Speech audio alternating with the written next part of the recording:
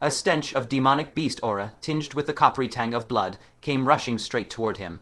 His arrival was immediately detected by the demonic beasts lurking in the gorge.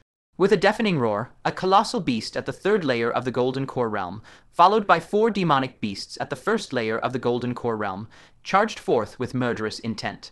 Fang Chen's gaze turned frigid. He raised his hand and tapped the air, and the Sorrow Frost Sword shot forth through the sky.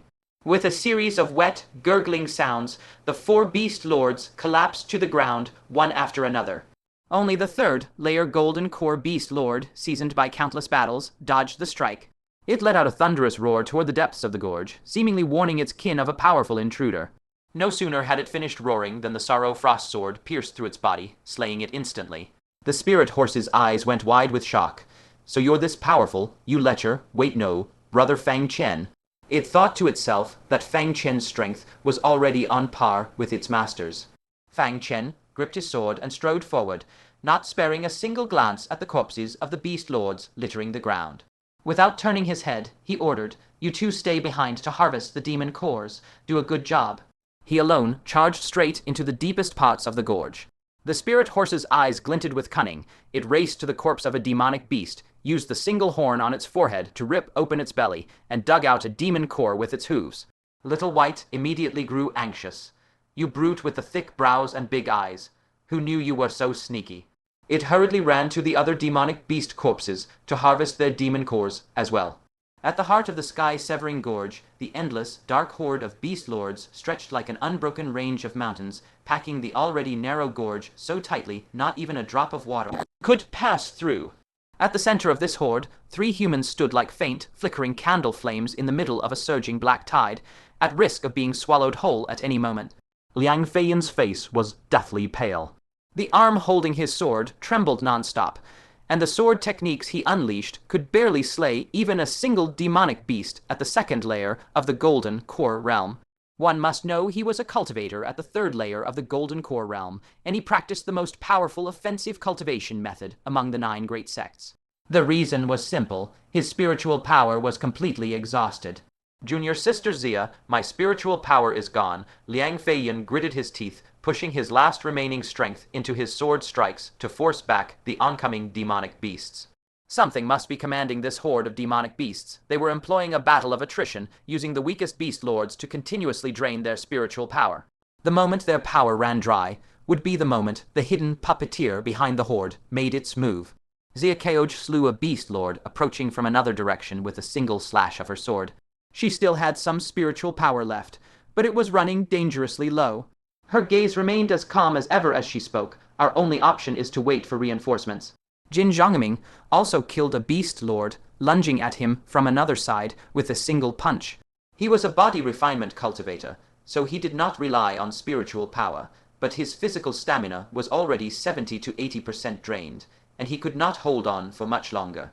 He grumbled loudly, "This is all Liang Feiyan's fault for being too weak. Otherwise, we would have broken out of the encirclement long ago." Liang Feiyan flew into a rage upon hearing this. "You have the audacity to blame me. You were the one who ignored advice and chased a few beast lords deep into the gorge, leading to your own encirclement. We fell into this trap trying to save you. If I had known this would happen, I would have just let you get eaten alive by the demonic beasts." Jin Zhongming.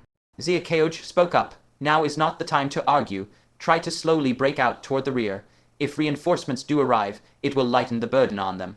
Deep, bitter despair twisted the faces of Liang Feiyan and Jin Zhongming. Backup? Where would backup ever come from? Sunset City lies 3 full days' travel away. By the time reinforcements arrive, 5 or 6 days will have passed, and we can barely hold on for even 5 or 6 hours. Liang Feiyan laughed wretchedly. Jin Zhongming sounded as though he had fully resigned himself to fate, saying, "Even if backup does arrive, there are 40 to 50 demonic beasts in the horde behind us who would dare to intervene." Silence fell over the small group. Reinforcements from Sunset City were entirely out of the question. Their only faint hope lay in sect disciples carrying out missions nearby, but faced with the swarming horde of beast kings, any such cultivator would be scrambling to flee rather than dare step forward. That would be nothing short of courting death. At that very moment, the horde of beast kings behind them suddenly erupted into chaos, as a terrifying surge of spiritual power exploded not far from their position. The three of them trembled in unison. How was this possible? They could scarcely believe that backup had truly arrived, and was even launching strikes against the sky-blanking horde of beast kings. Even an elder at the 5th layer of the Golden Core realm would scarcely dare to venture deep into such a horde alone. That spiritual power ripple, unique to human cultivators, was unmistakable. A look of salvation from certain death crossed Liang Feiyan's face as she exclaimed excitedly, "Someone has come to save us." Jin Zhongming was also ecstatic, saying, "No matter if this person is an elder of the 9 sects or a powerhouse from the Heavenly Secrets Pavilion, if I survive this calamity, I will kneel and kowtow to them in deepest, most sincere gratitude." Xia Keoj was also somewhat shocked that someone dared to rescue them, and alone at that. This granted them immense, unexpected hope, and he ordered decisively, "Break out backward and rendezvous with this person immediately."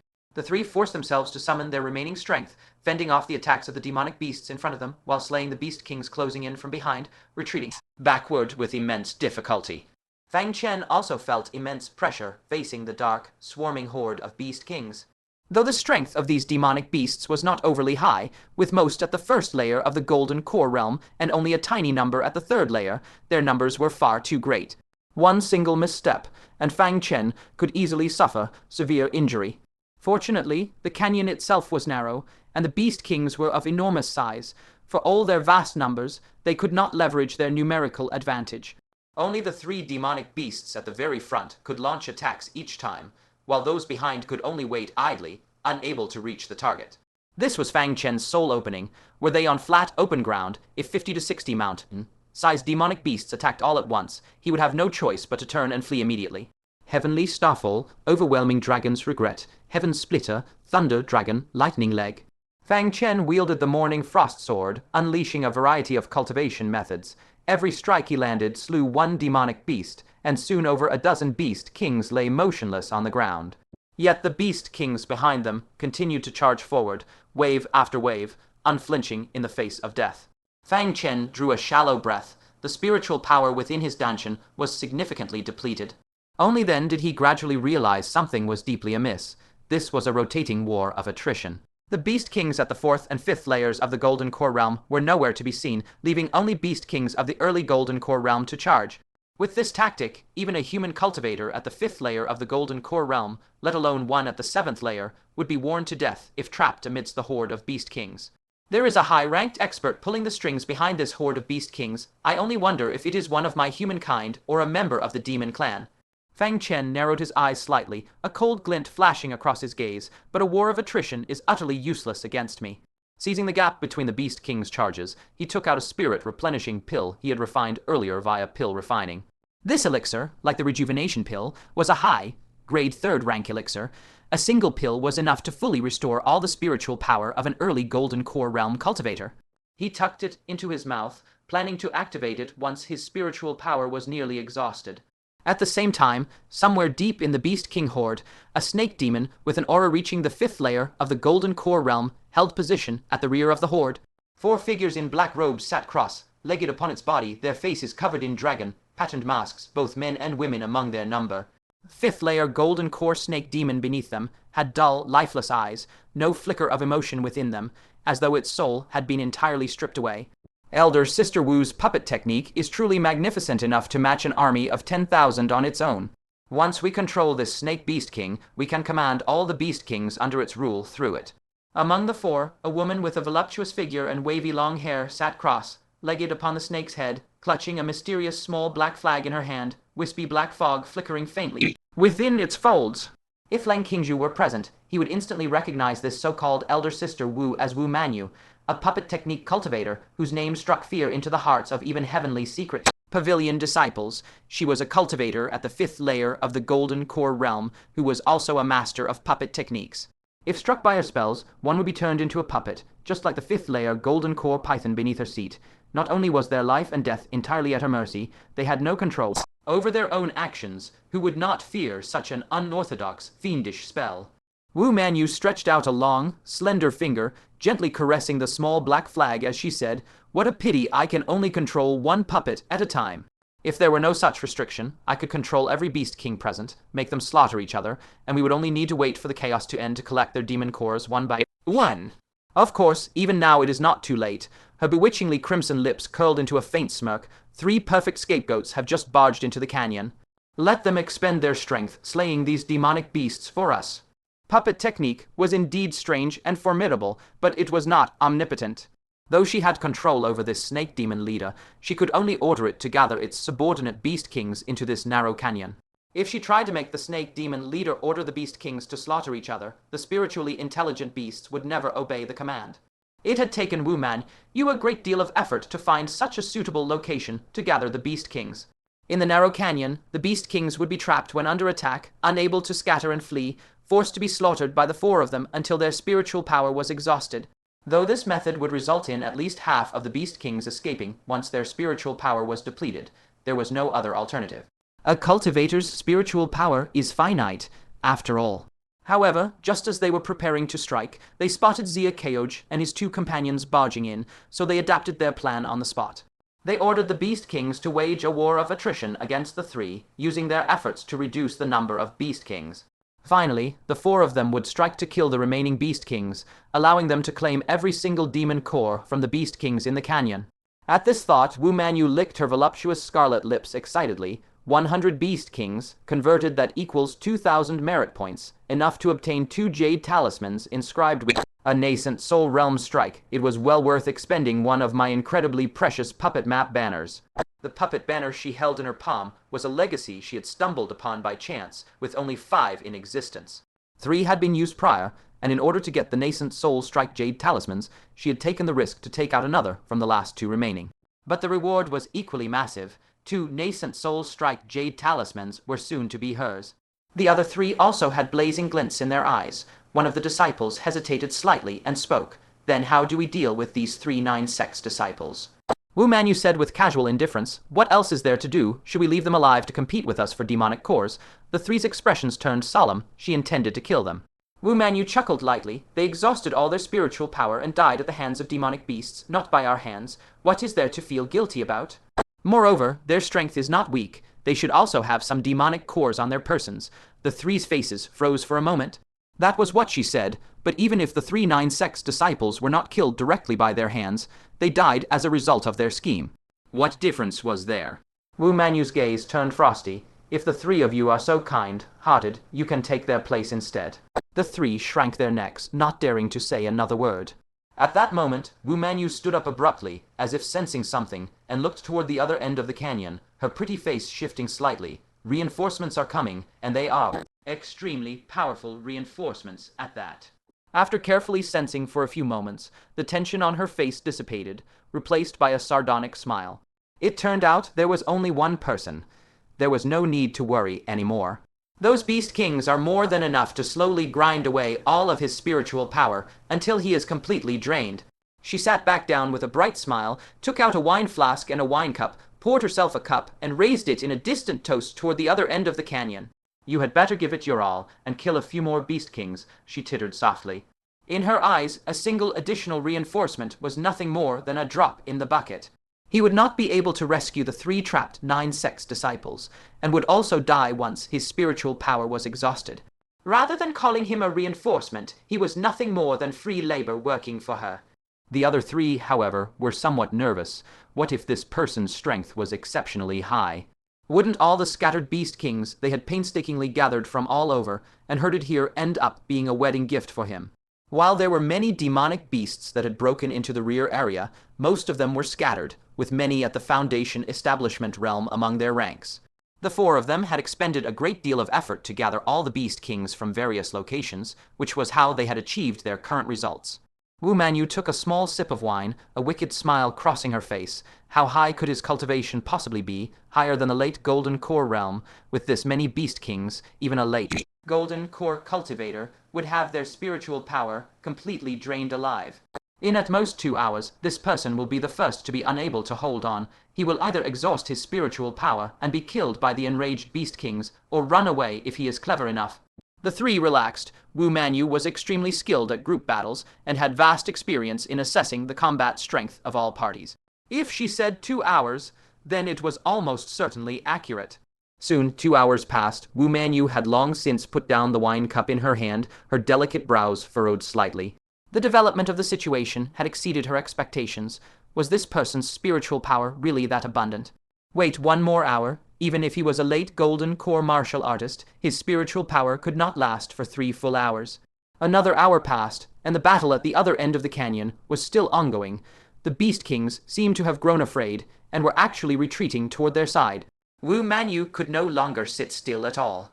She stood up entirely, her expression extremely grave. How is this possible? Is this person's spiritual power endless? He is clearly only one single person. The 3 companions had extremely ugly expressions. It seemed a formidable powerhouse had arrived, one who, with only his own strength, was killing the Beast Kings until they began to steadily retreat. Senior Sister Wu, forget about all this for now. Quickly have the leading Beast King stop the other Beast Kings from retreating. Wu Manyue snapped back to her senses, immediately pressing her index finger on the small black flag, and spoke to the flag, "No retreat, kill for me." As soon as her voice fell, the controlled giant python raised its head, letting out hissing sounds in the language of the demonic beasts. This was the method Wu Manyue used to control the movements of the Beast Kings. However, Fang Chen seemed to possess endless spiritual power, constantly unleashing immensely powerful attacks, and had almost killed all of the Beast Kings on the other end of the canyon. All the Beast Kings had opened their spiritual wisdom to varying degrees. Why would they continue to send themselves to their deaths? Even with the giant python's order, they continued to retreat. Most notably, several demonic beasts at the 4th layer of the Golden Core realm led the retreat, forming a surging stampede of beasts that crashed backward toward Wu Manyue and her group. "None shall flee. Stop right now." Wu Manyue barked orders repeatedly at the formation flags. The Beast King ruler beneath her feet let out a sharp hissing sound, yet it could not control the horde at all. Seeing that these Beast Kings were about to escape, Wu Manyue could not afford to let the Beast Kings she had painstakingly gathered scatter. She gnashed her teeth and said, "All of you, prepare to attack. Kill as many as you can." She led the charge, ordering the giant python she rode to strike first. With a thunderous rumble, the colossal snake tail, like a heavy whip, slammed down and killed a 4th layer Golden Core Beast King on the spot. At first, the Beast Kings were stunned into submission. Immediately after, they realized their leader was acting strangely, and all roared in fury at the few humans atop the leader's head. Wu Manyue snorted coldly. You only notice now. The giant python's massive body crushed down on the Beast Kings relentlessly like a war machine. The 3 heavenly Secrets Pavilion disciples at the 4th layer of the Golden Core realm also had no choice but to join the battle. On the other side, the trio led by Xia Keoj, already a spent force, were completely drained of strength. Liang Feiyin could no longer even lift his sword. Over the past 3 hours, he had swung his blade purely through stubborn willpower, relying only on his physical strength. His overexerted arms were now as swollen and thick as a grown man's calves. Jin Zhongming was faring no better. Due to overexertion, all the muscles on his body had ruptured, and streaks of dark soik, colored liquid, oozed out from his pores. Even Xia Keoj had completely exhausted her spiritual power. Though her expression remained as calm as ever, her deathly pale face and the constant stream of bean-sized sweat dripping down her face all signaled that she had also reached her limit and could not hold on for much longer. "Heaven is going to destroy me." Liang Feiyin tilted his head back and side, gazing unwillingly behind him at the aura of the human powerhouse, drawing ever closer to them. Jin Zhongming's eyes were filled with unwillingness. Glancing at the reinforcements behind them, a look of resentment crossed his face. What the hell is he doing? Why hasn't he gotten here after all this time? Xia Keoj glanced at him and said, "If you have the guts, say that to his face." Jin Zhongming's mouth immediately twitched. That fierce man who had fought his way all the way from the canyon entrance, slaughtering over 50 Beast Kings along the path, was far from someone he could afford to provoke. If he angered that person, a single slap would be enough to crush him to death. Liang Feiyin also said displeasedly, "You're actually complaining. The fact that he is willing to come save us is already a tremendous favor. He has been fighting alone for 3 full hours. Under normal circumstances, his spiritual power would have long been exhausted. He must have used some extremely precious heavenly and earthly treasures to forcefully replenish his spiritual power to keep fighting. How dare you hold a grudge against him over this?" Being reprimanded by 2 companions in a row, Jin Zhongming's face burned with embarrassment. He snorted and said, "What's the point of saying all that? We're still doomed, aren't we?" At that moment, 3 Beast Kings launched attacks at them simultaneously. Liang Feiyin could not even lift his arm. Sensing the fatal strike coming for him, a bitter, desperate smile tugged at the corner of his mouth. To die at the hands of a bunch of demonic beasts, I have truly let my master's years of teaching go to waste.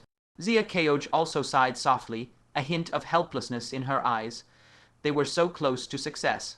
Staring at the reinforcements who were now within arm's reach, a look of regret crossed Zia Keoj's face. Countless memories from her life flashed unbidden through her mind, all the people and events that mattered most to her, passing by like scenes in a revolving lantern. Suddenly, a young man's face appeared in her mind. A faint, soft smile crept onto her lips. Of all things, she was thinking of her martial uncle right before she died. When had he become so important to her? He had always ignored her. Anyway, why was she even thinking of him? The sharp gale of an incoming attack hit her face. Zia Keoj strained to lift her sword, preparing for one final, desperate strike. Given her current state, it was highly unlikely she could block this fatal blow. However, right as the three of them were falling into total despair, the Beast Kings, attacking them, seemed to sense something. They hastily withdrew their attacks and fled toward the other end of the canyon.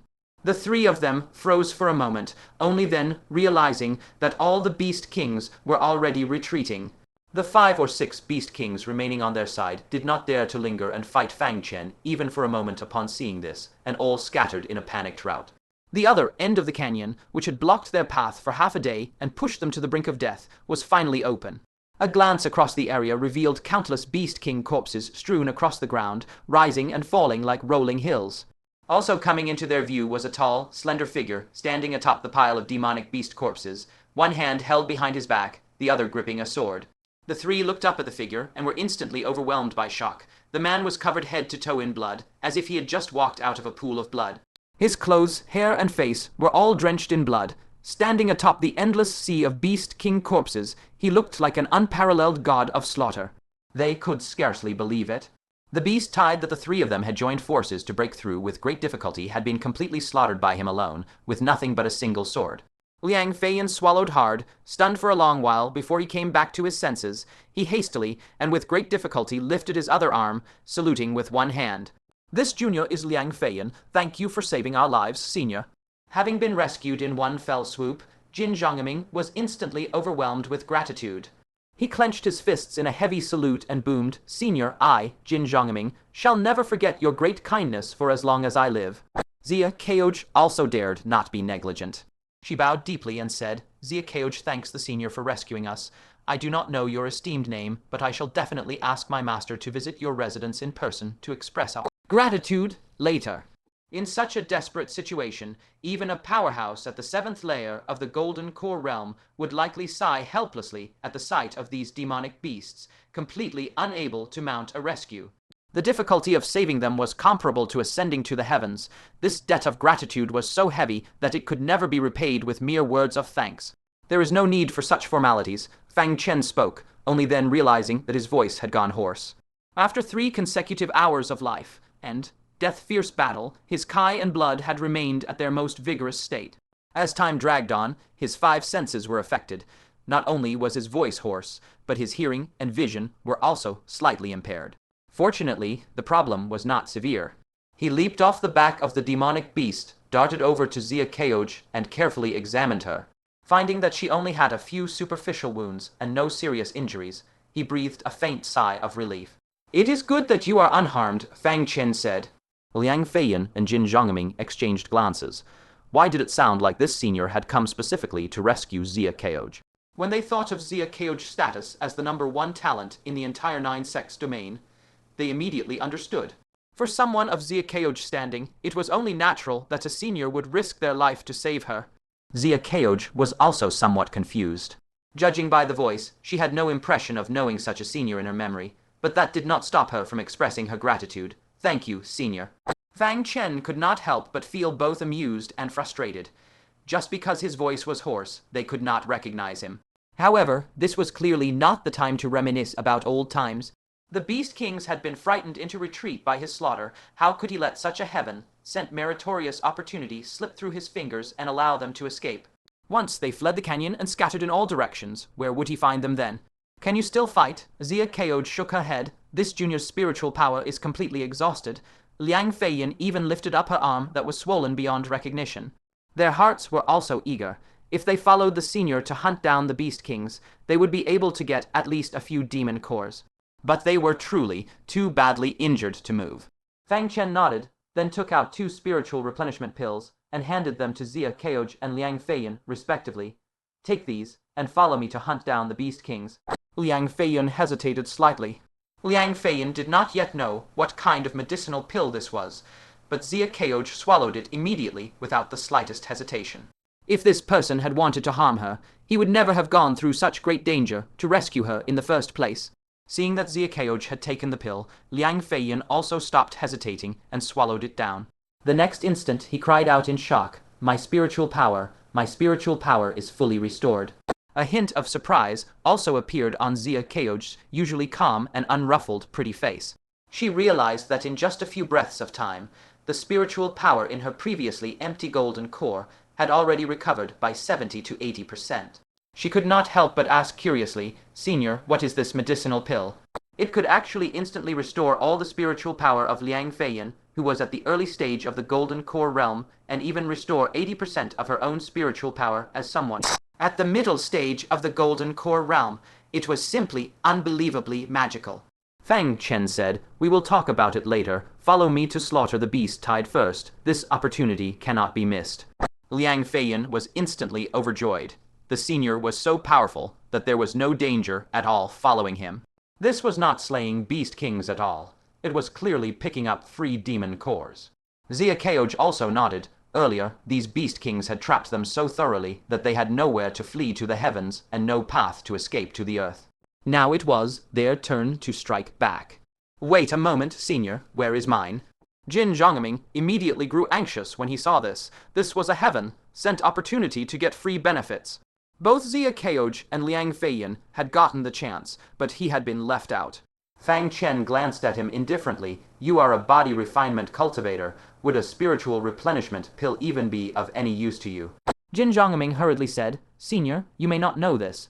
Although we of the body refinement lineage do not use spiritual power to cultivate, spiritual power can repair our physical bodies. Spiritual replenishment pill in your hands will have the same effect on me." Fang Chen nodded. Joy flashed across Jin Zhongming's face, as he assumed Fang Chen was about to give him a miraculous vitality, replenishing elixir. But Fang Chen tapped his toe lightly against the ground and departed directly, not even glancing back as he spoke. "Go find some hardworking, kind-hearted soul to help you. I cannot afford to extend my aid." The two parties were not far apart moments earlier, so Fang Chen had heard every word Jin Zhongming had uttered with perfect clarity. To save someone only to be complained about arriving too late, what sort of ungrateful wretch behaved in such a manner? Furthermore, even if Jin Zhongming had not made those resentful remarks just now, Fang Chen would never have given him the vitality replenishing elixir based solely on his prior conduct. Jin Zhongming's face stiffened, and he only then realized that the complaints he had made earlier had been overheard by the other party. Liang Feiyan cast him a schadenfreude-laced glance and said, "Senior brother Jin, I advise you to leave the canyon as quickly as possible. With your current state, even a single stray beast king encounter will be more than enough to claim your life." Jin Zhongming's heart skipped a beat. He cast one last reluctant look at their receding figures and had no choice but to flee this ominous land with all haste. But the further he walked, the more burning resentment built in his chest. Just because he had uttered one complaining remark, his treatment was worlds apart from Liang Feiyan and Xia Keoj. They got to follow the senior to collect demon cores, while he could only slink away dejectedly. What justice was there in that? He noticed that none of the corpses littering the ground had their demon cores extracted yet, and his eyes immediately blazed with greed. "Can't I just collect them myself? This many demon cores are worth well over 1,000 merit points. If I bring them straight back to Sunset City, what could you possibly do to me?" His master, Kong Yuanba, was residing in Sunset City after all. Would this man dare to confront Kong Yuanba directly to demand the demon cores back? He immediately walked over to a demonic beast corpse and was just about to slice open its belly when his vision suddenly went dark. A massive ox hoof slammed mercilessly into his face. The utterly exhausted Jin Zhongming had no way to dodge and was struck so hard that his sight turned black, collapsing straight to the ground unconscious. Xiao Bai scoffed coldly. "What brazen audacity! You dare steal demon cores that belong to brother Fang Chen?" The spirit horse also trotted over. A ridiculous competitive streak made it decide to join in as well. It lowered its head, and the single horn on its forehead stabbed straight into Jin Zhongming's rear. The unconscious Jin Zhongming twitched violently from the impact. Turning back to Fang Chen, he was leading Xia Keoj and Liang Feiyan in a relentless hunt for the remaining beast kings. Compared to fighting them head-on, chasing them down was far easier, for the terrified beasts only knew to run forward nonstop, not daring to stop and resist. The end result was that the three of them easily slaughtered a large swath of the fleeing beasts. The situation was far grimmer for Wu Manyue and her group on the other side. As the beast tide grew increasingly ferocious, they were forced to face the desperate, death-defying charge of the rampaging beast kings.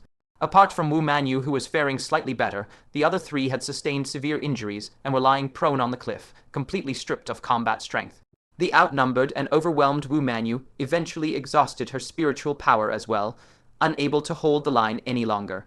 She lay pale, faced on the back of the giant flower python, watching helplessly as hordes of beast kings ran right past her. A rough count showed no fewer than 20 of them had escaped.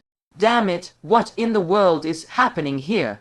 At the beginning, they had still been able to hold back the beast tide, but for some unknown reason, the beast kings at the rear began charging like frenzied madmen, which led to their current predicament.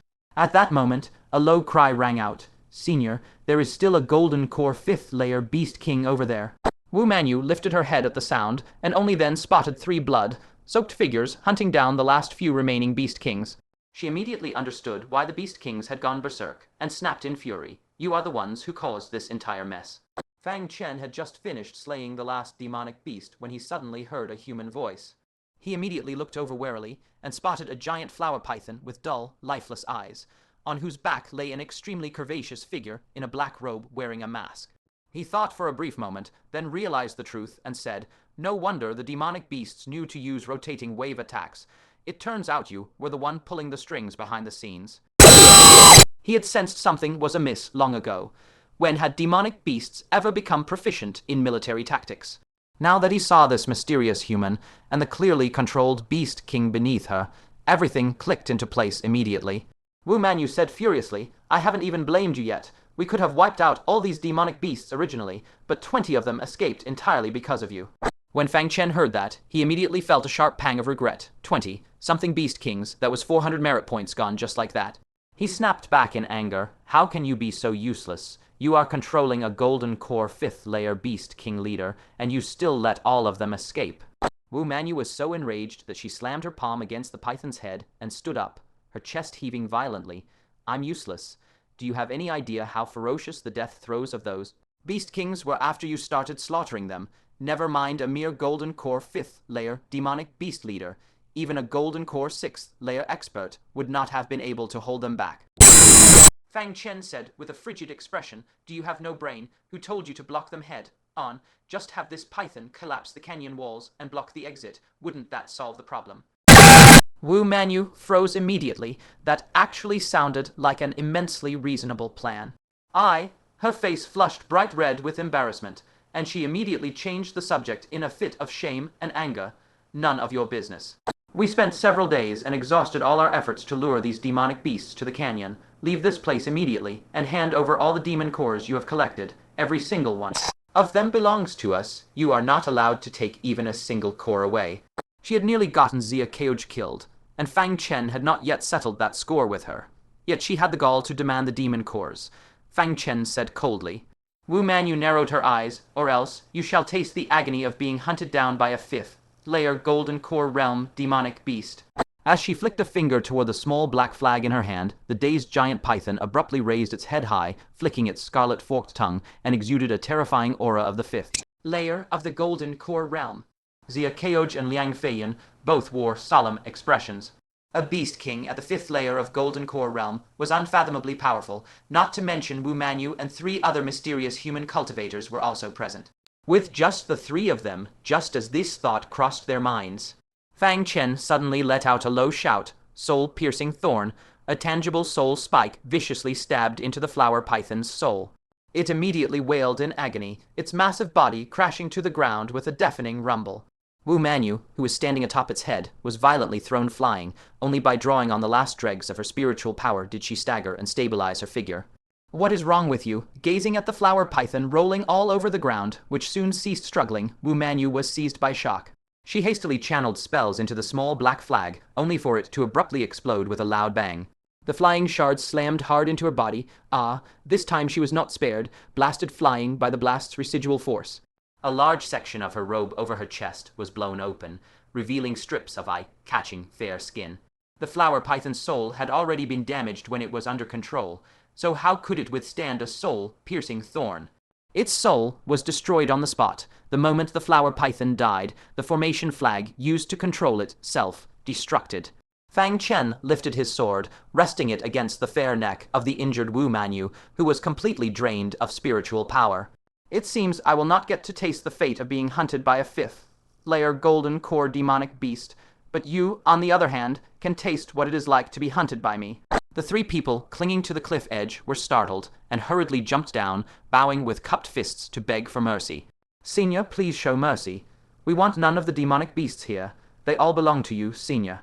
The three of them were trembling with unease. A figure who could easily kill a fifth-layer golden core demonic beast from a distance with some unknown method would make anyone break out in cold fear. Fang Chen sheathed his sword and snorted coldly. Do not let me cross paths with you again. The three immediately supported Wu Manyue and fled somewhat disheveled toward the canyon entrance. Wu Manyue bit her bright red lip so hard it nearly bled, her almond eyes filled with humiliation. The plan she had poured so much effort into, the merit points from over 100 Beast Kings, had all been snatched away to benefit another. Ever since she began cultivating the puppet diagram art, she had never suffered such a devastating loss. Bastard, do not let me find out who you are, or I will never let you off. Her three companions exchanged bitter smiles. Wu Manyue had always been the one to toy with others in the palm of her hand, but today she had suffered a crushing defeat. Given her personality, she would never let this rest. They just wondered who would come off worse when they clashed next. Inside the canyon, Fang Chen and the others quickly dug out the demonic cores. Fang Chen directly stored the flower python's corpse into his heavenly thunderstone. This sight shocked Liang Feiyan half to death. A spatial storage artifact. There are barely a handful of spatial storage artifacts across the entire 9-sex continent. Anyone who can wield such a treasure is definitely a peerless great power standing at the very peak of the world. He could not help but glance towards Xia Keoj, and found that she too was wearing a stunned expression. Clearly, Xia Keoj also realized that this senior status was far higher than they had imagined. We have gathered all the demonic cores. Xia Keoj brought the collected demonic cores before Fang Chen. Fang Chen waved his hand dismissively, saying, "Take however many you deserve based on the number you killed just now." "That would not be right. Liang Feiyan and I were just picking up scraps behind you, Fang Chen. We can hardly claim any credit for this. Keoj dares not accept." Xia Keoj offered the cores with a hint of reverence in her tone. Fang Chen patted her shoulder. "There is no need for such formality between you and me." Liang Feiyan eyed the two of them with a strange expression. From the tone of his voice, it seemed the relationship between this senior and Xia Keoj was far from ordinary. Xia Keoj jerked back as if shocked by electricity, a trace of wariness and shy anger in her eyes. She said solemnly, "Senior, please conduct yourself with respect." Fang Chen's face flushed with embarrassment. Had this girl misunderstood something? Just at that moment, Xiao Bai and the spirit horse came trotting over at a cheerful pace, each carrying a bulging heavy bag on their back. When Xia Keoj saw this, she could not help but feel delighted. "It is good that you are unharmed." She had been worrying nonstop that the spirit horse would be hunted down by the Beast Kings after breaking out of the encirclement, so she was truly overjoyed to see it running toward her safe and sound. The spirit horse ignored her entirely, running straight up to Fang Chen and wagging its tail in an ingratiating manner. Xia Keoj was a little annoyed. Her own mount was ignoring its master and instead currying favor with an outsider. Immediately after, the spirit horse spoke in human speech, uttering words that made her entire delicate body tremble. "Brother Fang Chen, I dug more than Xiao Bai did." The spirit horse tipped its bag down, its face full of pride. Xia Keoj's pupils slowly widened, while Liang Feiyan was likewise struck as if by a heavenly thunderclap, muttering, "What did you just call him?" Liang Feiyan simply could not believe her own ears. Brother Fang Chen. This peerless great cultivator who cut through over 50 Beast Kings, slew a Golden Core Realm 5th-layer Beast King without even revealing his presence, and possesses a spatial storage treasure. He is actually Fang Chen. The spirit horse twisted its head to look, only then spotting Xia Keoj and said hastily, "The master is here too." "Brother Fang Chen is truly incredible. He actually saved you, master." Xiao Bai chuckled. "What a fine mount you are. You finally remembered you have a master, ha." It walked up to Fang Chen, put on a completely loyal and devoted expression, and said, "Not like me, I have only brother in my heart." Fang Chen felt a chill creep up his spine and shoved it away with one hand. You make me sick. He immediately wiped his face, barely revealing a sliver of his features beneath the thick, crusted blood. It's really junior brother Fang. Liang Feiyan was so stunned he could not speak at all. The senior he had been addressing reverently this entire time was actually Fang Chen. Zia Keoge's beautiful eyes also went wide, and she cried out in delight. It's really Martial Uncle. Fang Chen huffed irritably. What else did you think? Some lecherous old fart who doesn't act his age and has no sense of decency. In an instant, Zia Keoge's face flushed bright red. No wonder Fang Chen had said given the relationship between you and me, it turned out they truly did have a connection, an immaculately pure martial uncle and niece relationship at that. Yet she had misinterpreted it so completely, it had gone straight to the 9 heavens beyond. Zia Keoge was deeply embarrassed and said shyly and reproachfully, "Why didn't you tell me earlier, martial uncle?" Fang Chen rolled his eyes at her. Did I need to say it? Among all the disciples on the snowy plain, who else but me would risk their life this recklessly to save you? Zia Keoge's heart grew complicated in an instant. She felt joy at how much Fang Chen cared for her, as well as shame for failing to recognize him in time. In any case, thank you for saving my life, martial uncle. Zia Keoge sighed somewhat helplessly. She had always avoided owing Fang Chen any favors, but for some reason, the debts just kept piling up. Now, she even owed him her life. How on earth was she supposed to repay this? Fang Chen smiled and said, "Let's not talk about that. Where do you plan to go next?" Liang Feiyan said, "Originally, we planned to clear out the demonic beasts in the canyon, then rush to the front lane boundary mountain, where the fighting is fiercest. That place is a vital spot, contested by both the human and demon races. Whoever controls this mountain holds the passage between the human and demon territories. Last time this mountain fell, it led to the demonic beast invasion. This time, we are launching a large-scale counterattack, and there will definitely be a brutal battle for Boundary Mountain. This is a perfect opportunity for us to slay demonic beasts and earn military merits. How can a single mountain control the access of 2 races? I've been in Sunset City for so long, I've never been to the front lines. I'll take this chance to go take a good look." The group immediately packed up their belongings to set off, but the question of how to split the mounts became a problem. It was not that Liang Feiyan was an extra person, and there was not enough space. The spirit beasts were so large they could easily carry 10 people. It's just that brother Fang Chen, ride me. I'm way more comfortable to ride than that stupid little cow. The spirit horse said fawningly. Xiao Bai huffed angrily and rammed it with its ox horn. Shameless bastard, stealing my master. The spirit horse snorted. Isn't your master Nangang Zaiwoyan? Brother Fang Chen is an unclaimed master. Anyone can fight for him. Ah, I'll fight you to the death. Xiao Bai roared furiously. The spirit horse also bared its teeth and said, "As if I'm scared of you." This scene left Liang Feiyan completely stunned. It had always been disciples competing for spirit beasts, but today he truly had his eyes opened. Spirit beasts competing for a master. Fang Chen was annoyed and punched each of them on the forehead. "All of you behave yourselves." After that harsh lesson, he gave the 2 spirit beasts a small reward, tossing each a chunk of clam meat. Take it. Only then did the 2 spirit beasts become ecstatic. All their fighting was just to curry favor with Fang Chen and get a piece of that clam meat, after all. Glancing at Zia Keoge and Liang Feiyan, Fang Chen tossed them each a piece as well. You 2 eat a piece too. The front lines are very dangerous. It would be best if you can break through a realm on the way there. Even if you can't, it will still give your cultivation base a decent boost. The 2 were stunned for a moment. Only when the clam flesh fell into their hands did they perceive its extraordinary nature. Liang Feiyan said gratefully, "Junior brother Fang, your great kindness I will never forget for as long as I live." Fang Chen joked, "If you truly wish to repay this kindness, steal the latter volume of Senior Zhu Qingyong's sword control art for me to take a look at." Back then, Zhu Qingyong had only given Fang Chen half the scroll. He had successfully cultivated the sword heart, whose formidable power was obvious to all. Combined with his purple sword, it once became his trump card. However, as the opponents he encountered grew stronger and stronger, it gradually became somewhat straining. He wondered if the lower half of the scroll boasted even greater might. He was only joking. He intended to go personally to obtain the latter half of the scroll anyway. Unexpectedly, Liang Feiyan took his words seriously. He pondered for a moment and said, "There is no need to steal it. Once, due to my exceptional talent in the sword path, the Grand Supreme Elder showed me the complete volume of the sword control art." Fang Chen was utterly speechless. How could Zhu Qingyong let anyone look at such a vital sword art so casually? But upon careful thought, it was likely that Zhu Qingyong felt he had no successor, so he cared little about it. That was even how he, an outsider, had been rewarded with the upper half of the scroll. However, my natural talent is limited, so I failed to cultivate it successfully. Liang Feiyan said self-deprecatingly, after leaving it unattended for so long, I can no longer remember the full content. How about this? When we return to Sunset City, I will write down all the content I remember, then find an elder who has seen the complete volume to verify it, fill in the gaps and correct mistakes, and deliver it to you word for word without error. This shall be my repayment for your great kindness today. Joy spread across Fang Chen's face. He cupped his hands in salute and said, Then I thank you in advance, Senior Brother Liang. Let us depart at once.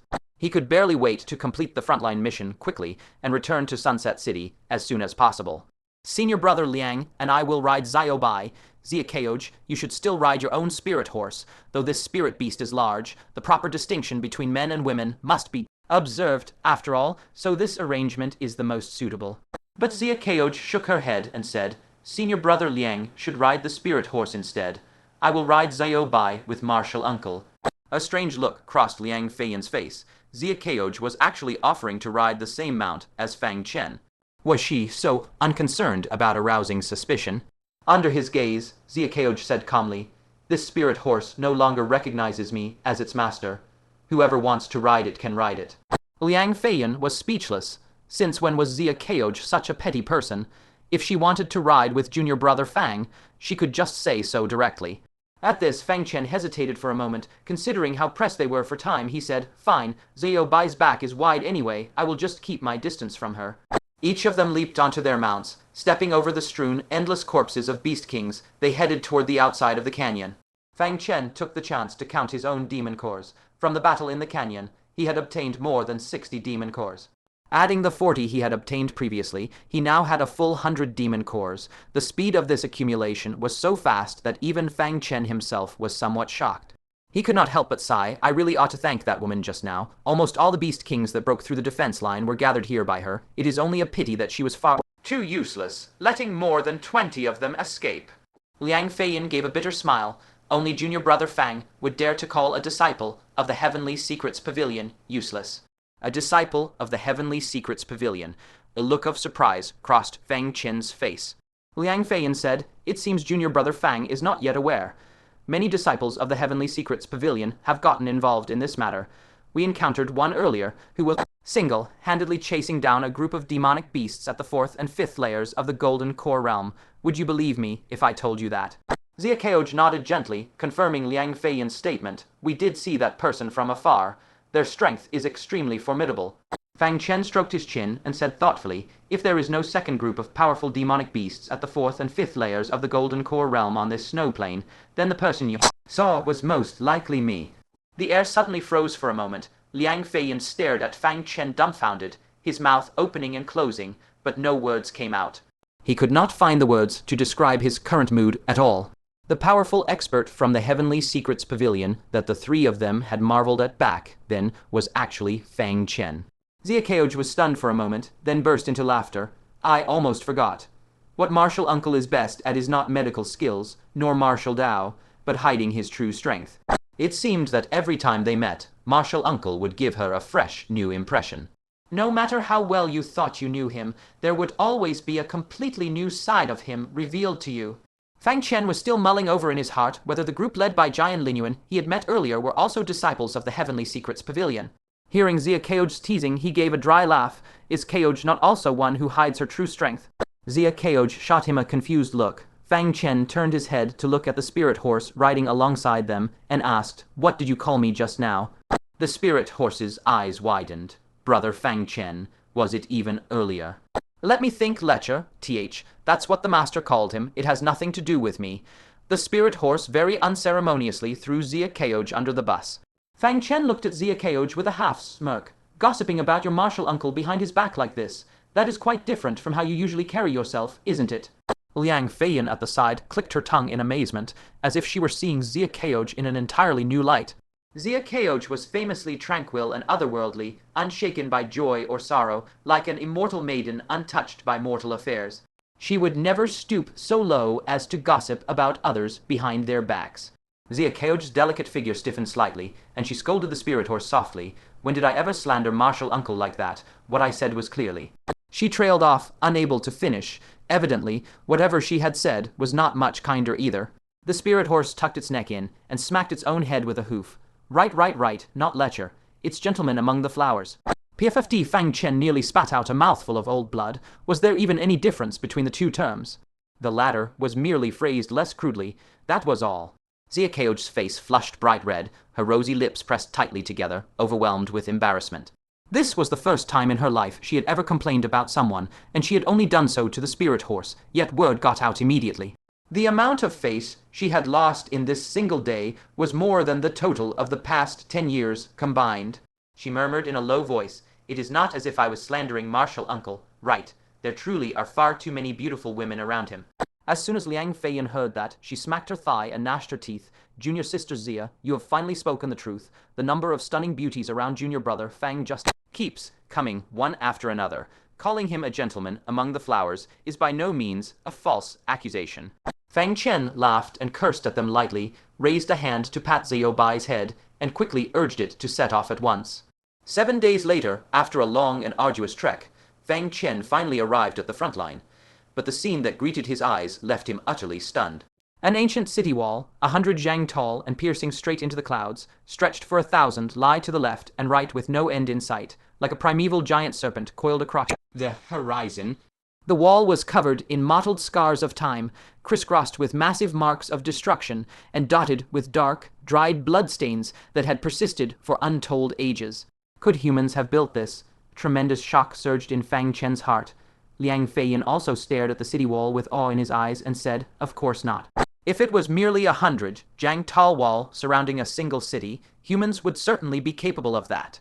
But this is a great wall, one that stretches for 10,000 li. Xiaoqiu stood up, her gaze fixed on the city wall, a solemn expression in her eyes. This is the 10,000 li Great Wall, built by all the races of the continent in the ancient era, to fend off the ancient giants. Only by gathering the strength of 10,000 races could such an epic, grand relic come to be. Fang Chen was no stranger to the ancient giants. They were terrifying fiends that once nearly drove all living beings in the world to extinction. To preserve the spark of life of all living things, the various races had spared no cost to build such a magnificent giant fortification. A tinge of solemn sorrow rose in his heart. How utterly desperate must all the races of the world have been back then. There was a certain irony to it. After the ancient giants were wiped out, the various races did not coexist peacefully. Instead, they fought bloody battles right in front of this historical relic that symbolized the unity of 10,000 races.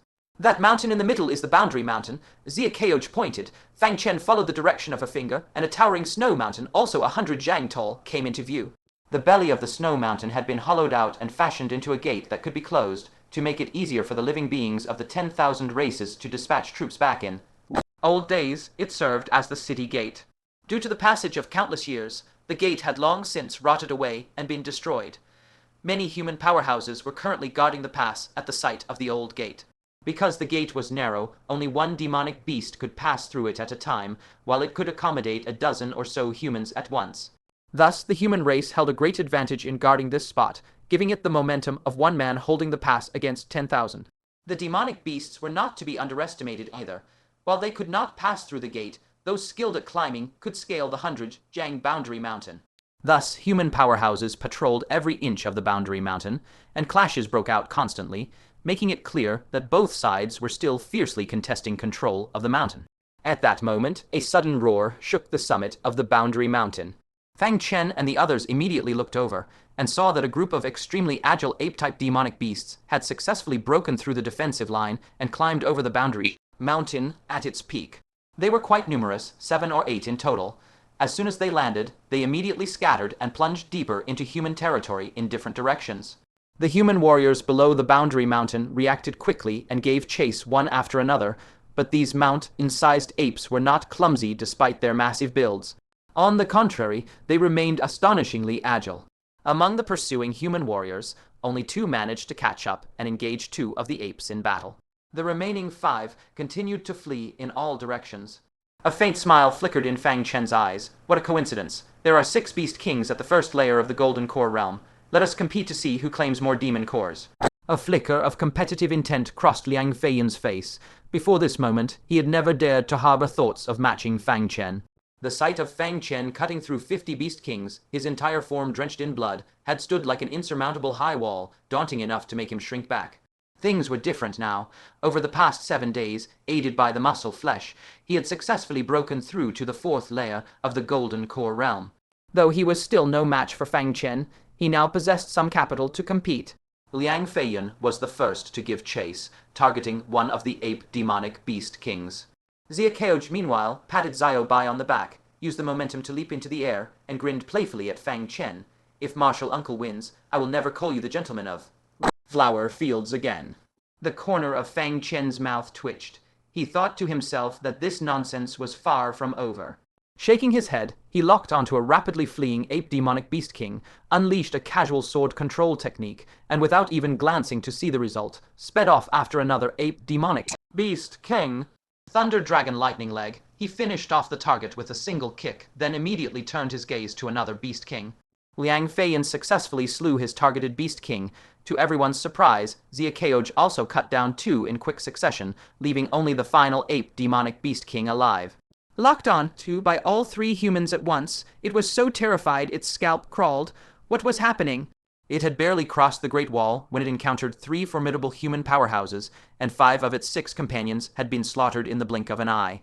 It trembled violently, spun on its heel, and fled straight towards the boundary mountain, whimpering piteously. At this moment, all it wanted was to return home to its mother. Xia Keoj smiled faintly, and suddenly activated a movement technique, an exceptionally profound one at that. Covering Tenjiang with each step, her speed came close to matching Fang Chen's. As fate would have it, the ape demonic beast king was also fleeing in her direction. Fang Chen was too far away to intercept it in time. Liang Feiyan slapped his thigh. Ah, junior sister Xia got there first. When did she learn such an exquisite movement technique? Xia Keoj collided with the ape demonic beast king in an instant. She flicked out her delicate hand and actually unleashed another vastly powerful, miraculous palm technique, one that was impressively of mid-tier earth rank. She grinned triumphantly at Fang Chen in the distance. Keoj wins. No sooner had the words left her mouth than the ape demonic beast king before her seemed to be seized by some invisible force, yanked violently backwards, and sliced into tiny chunks mid-air by some terrifying unknown power. Fang Chen calmly collected the Tiantian silk threads spread across the ground, and said with a playful smirk, "Did you think beating your martial uncle would be that easy?" Xia Keoj was stunned for a moment, then let out a helpless, bitter laugh. Her martial uncle's greatest strength was hiding his full power. Sure enough, he had just pulled out another brand new trick she had never seen before. Just then, a group of people rushed over from the boundary mountain. Leading them were 2 elders, followed by a crowd of disciples from the 9 sects, all wearing expressions of displeasure. The disciples of the Heavenly Secrets Pavilion are getting more and more brazen. Seizing merit so openly, do they intend to leave no opportunities at all for the disciples of the 9 sects? Roared Lu Ziyunian, the 2nd elder of the Taisheng sect, in a raging tone. The other was Lai Qingfeng, elder of the Heavenly Sword Peak of the Qingyan sect, who was equally furious. I would like to see just which shameless Heavenly Secrets Pavilion disciples dare to act like this. It was no wonder the 2 elders guarding this area were angry. Originally, the 9 sects disciples all gained rewards on the front lines, and could exchange their merits for the resources they desired through their own efforts, thus increasing their strength, and guarding the front lines even more diligently, forming a positive cycle.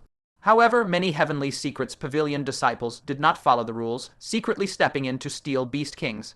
It would be understandable if they only took down Beast Kings above the 4th layer of the Golden Core realm that the 9 sects disciples could not kill, but they stole every target regardless of strength, even snatching 1st layer Golden Core realm Beast Kings, leaving no opportunities whatsoever for the 9 sects disciples. Even worse, when 9 sects disciples were surrounding and killing a Beast King, they would burst out, injure the disciples, and steal the demon core. Their heinous acts were infuriating. As they were all Heavenly Secrets Pavilion disciples, the 2 elders did not dare to punish them harshly. Every time they caught them in the act, they could only chase them away with a stern rebuke, but the disciples showed no remorse at all, and their acts grew even more outrageous. The reason the defense line was breached just now was precisely because several Heavenly Secrets Pavilion disciples injured the 9 sects disciples to steal merit, and then failed to stop all ape demonic beast kings themselves, leading to several of them breaking through the line. That was bad enough, but those Heavenly Secrets Pavilion disciples, at least, had the decency to wear masks and act in secret. These three people before them had actually dared to show their faces openly. It was simply outrageous. However, when Lai Qingfeng and Lu Ziyunian stormed over with a group of disciples to settle the score, they all froze at the sight of the three people before them, Zia Keoj, Liang Feiyan, and Fang Chen.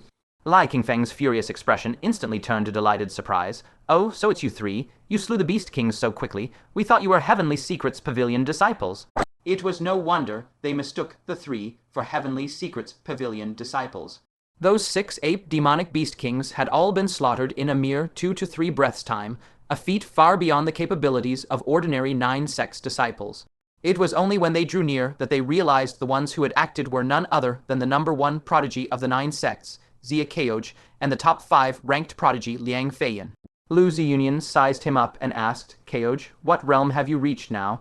Zia Keoj answered, "I broke through to the 5th layer of the Golden Core realm not long ago." Lai Qingfeng's face twisted with shock, followed by a thick tinge of unmasked envy. The Tai Sheng sect must have had auspicious smoke rising from their founding patriarch's ancestral grave to be blessed with such a peerless disciple. The disciples standing behind him also wore expressions of profound reverence. This was Zia Keoj, the undisputed number 1 prodigy of the generation, a figure they could only ever look up to in awe. While they were still toiling desperately to reach the 2nd layer of the Golden Core realm, Zia Keoj had already galloped far ahead, advancing to the 5th layer of the Golden Core realm. The gap between different people was literally wider than the gap between a human and a dog. Lu Ziyunian's face immediately flooded with excitement. He clapped his hands and laughed boisterously. "Excellent, excellent, excellent, Keoj. You truly are the greatest pride of our Tai Sheng sect. I take it all the Beast Kings in this area were slain by your hand?" Everyone suddenly saw the light. No wonder 6 Beast Kings had been disposed of so quickly. With a powerhouse like Zia Keoj, who was at the 5th layer of the Golden Core realm, present, everything made perfect sense. Zia Keoj, however, sighed softly. "I only killed 2 of them. I am not the one who slew the most." For even someone as powerful as Zia Keoj to have the spotlight stolen from him, the crowd's gazes automatically turned to Liang Feiyan. Only Liang Feiyan possessed the strength to compete on equal footing with Zia Keoj. Lu Ziyunian froze for a moment, then spoke with slightly awkward praise. "The chief disciple of the 10,000 swords, sect lives up to your reputation. To think you could snatch the merit from our Zia Keoj, your master will certainly be overjoyed when he hears of this." All the disciples wore looks of deep reverence. As expected of the 10,000 swords sect, famed for wielding the strongest offensive power under the heavens, their prodigy could even outshine Zia Keoj. That was truly extraordinary. Lai Qingfeng's face was full of envy. He sighed softly. "All the good disciples always belong to other sects, don't they?" As a fellow elder of one of the 9 great sects, watching the disciples of other sects all stand out as exceptionally talented, Lai Qingfeng felt an indescribable sourness in his heart. Though Fang Chen had performed quite impressively recently, he was simply no match for Zia Keoj or Liang Feiyan. He clapped Fang Chen on the shoulder and said, "Boy, you have to work harder. Take Liang Feiyan as your role model and chase after him with all your might. Do not let your master down, and do not let the Qingyun sect down." He did not mention Zia Keoj at all, because catching up to Zia Keoj was far too unrealistic. If Fang Chen could even achieve the same feats as Liang Feiyan in his lifetime, the Qingyun sect would already hold their heads high and earn great glory among the 9 great sects. They dared not even dream of having a figure as talented as Zia Keoj. That was a blessing one could not beg for even in their wildest dreams. The rest of the people present felt no particular emotion upon hearing this. This was just an extremely ordinary word of encouragement. But when these words fell into Liang Feiyan's ears, they left a completely different taste in his mouth.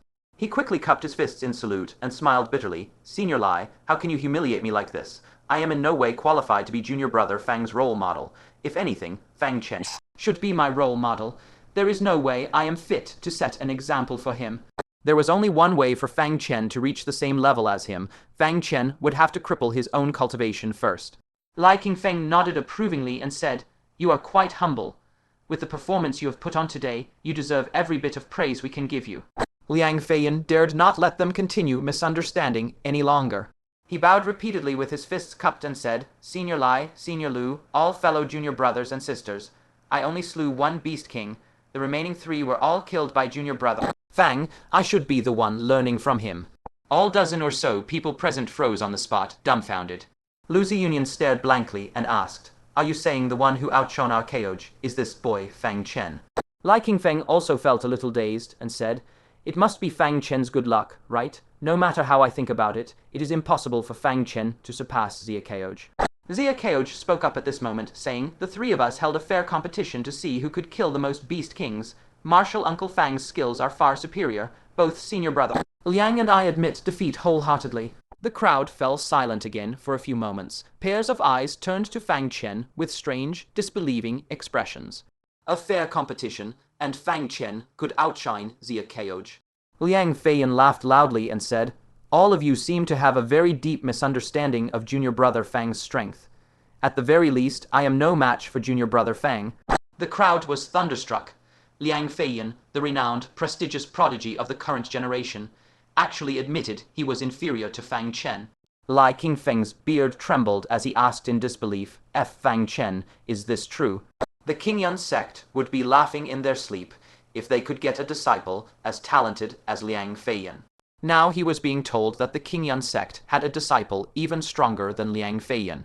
Fang Chen laughed involuntarily and said, "Senior brother Liang and I have never fought before. We cannot jump to conclusions about who would win or lose so easily." Liang Feiyan rolled her eyes upon hearing this. "Junior brother Fang, spare us the false modesty. With your strength, you could take on a dozen of me with ease. I doubt even junior sister Zia could secure a sure victory against you."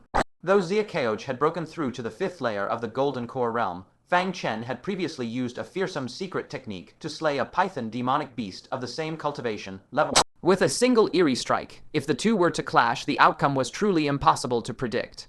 Watching Fang Chen surrounded by the crowd and looking distinctly uncomfortable, Zia Keoj's lips curled slightly. She thought to herself amusedly, who would have thought the martial uncle could be this flustered? She snickered quietly under her breath. Zia Keoj poured fuel on the fire as she spoke. "Senior brother Liang is being far too conservative. If it were a friendly spar, martial Uncle Fang and I might be evenly matched. But in a life or death battle, I would certainly perish." Every single person present was utterly stunned in that moment. The claim that Fang Chen was stronger than Liang Feiyan was already shocking enough to leave them reeling for a year. Now they heard that his strength surpassed even Zia Keoj, the undisputed top genius of the 9 sects, and those words came from Zia Keoj herself. Their astonishment had reached an indescribable peak. Lucy Union grew anxious. "Keoj, do not dampen our own morale while inflating others' pride. I witnessed Fang Chen's strength at the mine not long ago. He is at most on par with Zhu Wanzhong. How could he be as absurdly strong as you and Liang Feiyan claim?" He admitted that Fang Chen possessed unexpectedly formidable strength, but it was nowhere near the outrageous level the two had described. Zia Keoj spoke calmly. "This disciple speaks nothing but the truth. Not long ago at Duanshan Canyon, junior sister Zia, let us not speak of past matters, Fang Chen cut her off in time. Only then did Zia Keoj realize that mentioning what had transpired at Duanshan Canyon would expose the fact that Fang Chen had collected over 60 demonic cores. Such a massive haul would undoubtedly incite greed, especially with a group of powerful Heavenly Secrets Pavilion disciples active in the area. She immediately dropped the subject. Lucy Union spread his hands. "You see, you can't even explain it properly. Who knows Fang Chen's strength better than I do?" Lai Qingfeng also felt a faint twinge of disappointment, having been thoroughly excited just moments prior. He quickly suppressed a smile, clapped Fang Chen on the shoulder, and said, "It's all right. The fact that you slayed more beast kings than Zia Keoj is already a feat you can boast of for years. It is only natural that your strength is slightly inferior to hers." He immediately turned to Lucy Union and added, "We should not remain away from Boundary Mountain for too long. Who knows what kind of chaos those Heavenly Secrets Pavilion scoundrels will stir up next." Lucy Union's expression turned grave. "Return at once." Fang Chen swiftly retrieved 3 demonic cores and hurried toward Boundary Mountain alongside the group. Along the way, Fang Chen heard of the actions of the frontline Heavenly Secrets Pavilion disciples, and his brows furrowed deeply. Fighting over merit points was one thing, but deliberately triggering a Beast King invasion just to hoard more merits was utterly unforgivable. While they made slaying Beast Kings look easy, any Foundation Establishment Realm disciple that encountered even a single Beast King would face a near certain death. It was even more unthinkable if the Beast Kings invaded ordinary towns. A city like Lone Boat City had no Golden Core Realm cultivators at all, with the strongest residents only at the 3rd or 4th layer of the Foundation Establishment Realm. If a beast king broke through, it would be a disaster of catastrophic proportions. The number of elderly and children that would be killed or injured was too terrible to contemplate. Elder Lai, do you truly intend to stand by and let this happen? Liang Feiyan also frowned deeply upon hearing this. Lai Qingfeng smiled bitterly. They are disciples of the Heavenly Secrets Pavilion, with their pavilion's elders backing them. How could we, as senior cultivators, publicly punish them? At most, we can give them a verbal warning. If they refuse to listen, we have no better recourse. Fang Chen understood the two elders' predicament. It was like a fight between children. No matter how badly one side lost, the parents of the wrong child could not step in to attack the other child themselves. They could only negotiate with the other party's guardians. If they bullied the younger generation, it would inevitably spark conflict between the upper echelons of both sides. As elders of the 9 sects, they simply could not afford to provoke the powerhouses of the Heavenly Secrets Pavilion.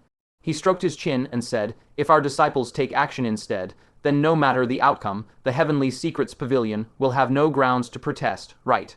Lai Qingfeng nodded vigorously. Naturally, they snuck onto the battlefield in the first place. If they get beaten by their peers, they would never dare to make a big fuss out of it.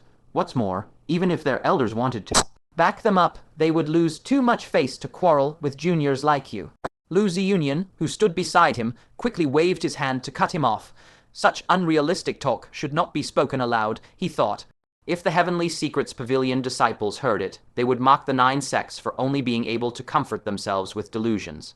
Lai Qingfeng immediately fell silent with a bitter smile. It was indeed nothing more than self-consolation, for the 9 sects had no disciples that formidable.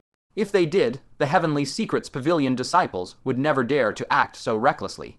Lu Ziyunian said, Keoj, after you reach Boundary Mountain, avoid entangling with the Heavenly Secrets Pavilion disciples as much as possible. Focus all your energy on slaying beast kings and claiming merit points for yourself. These Heavenly Secrets Pavilion disciples will get their comeuppance sooner or later.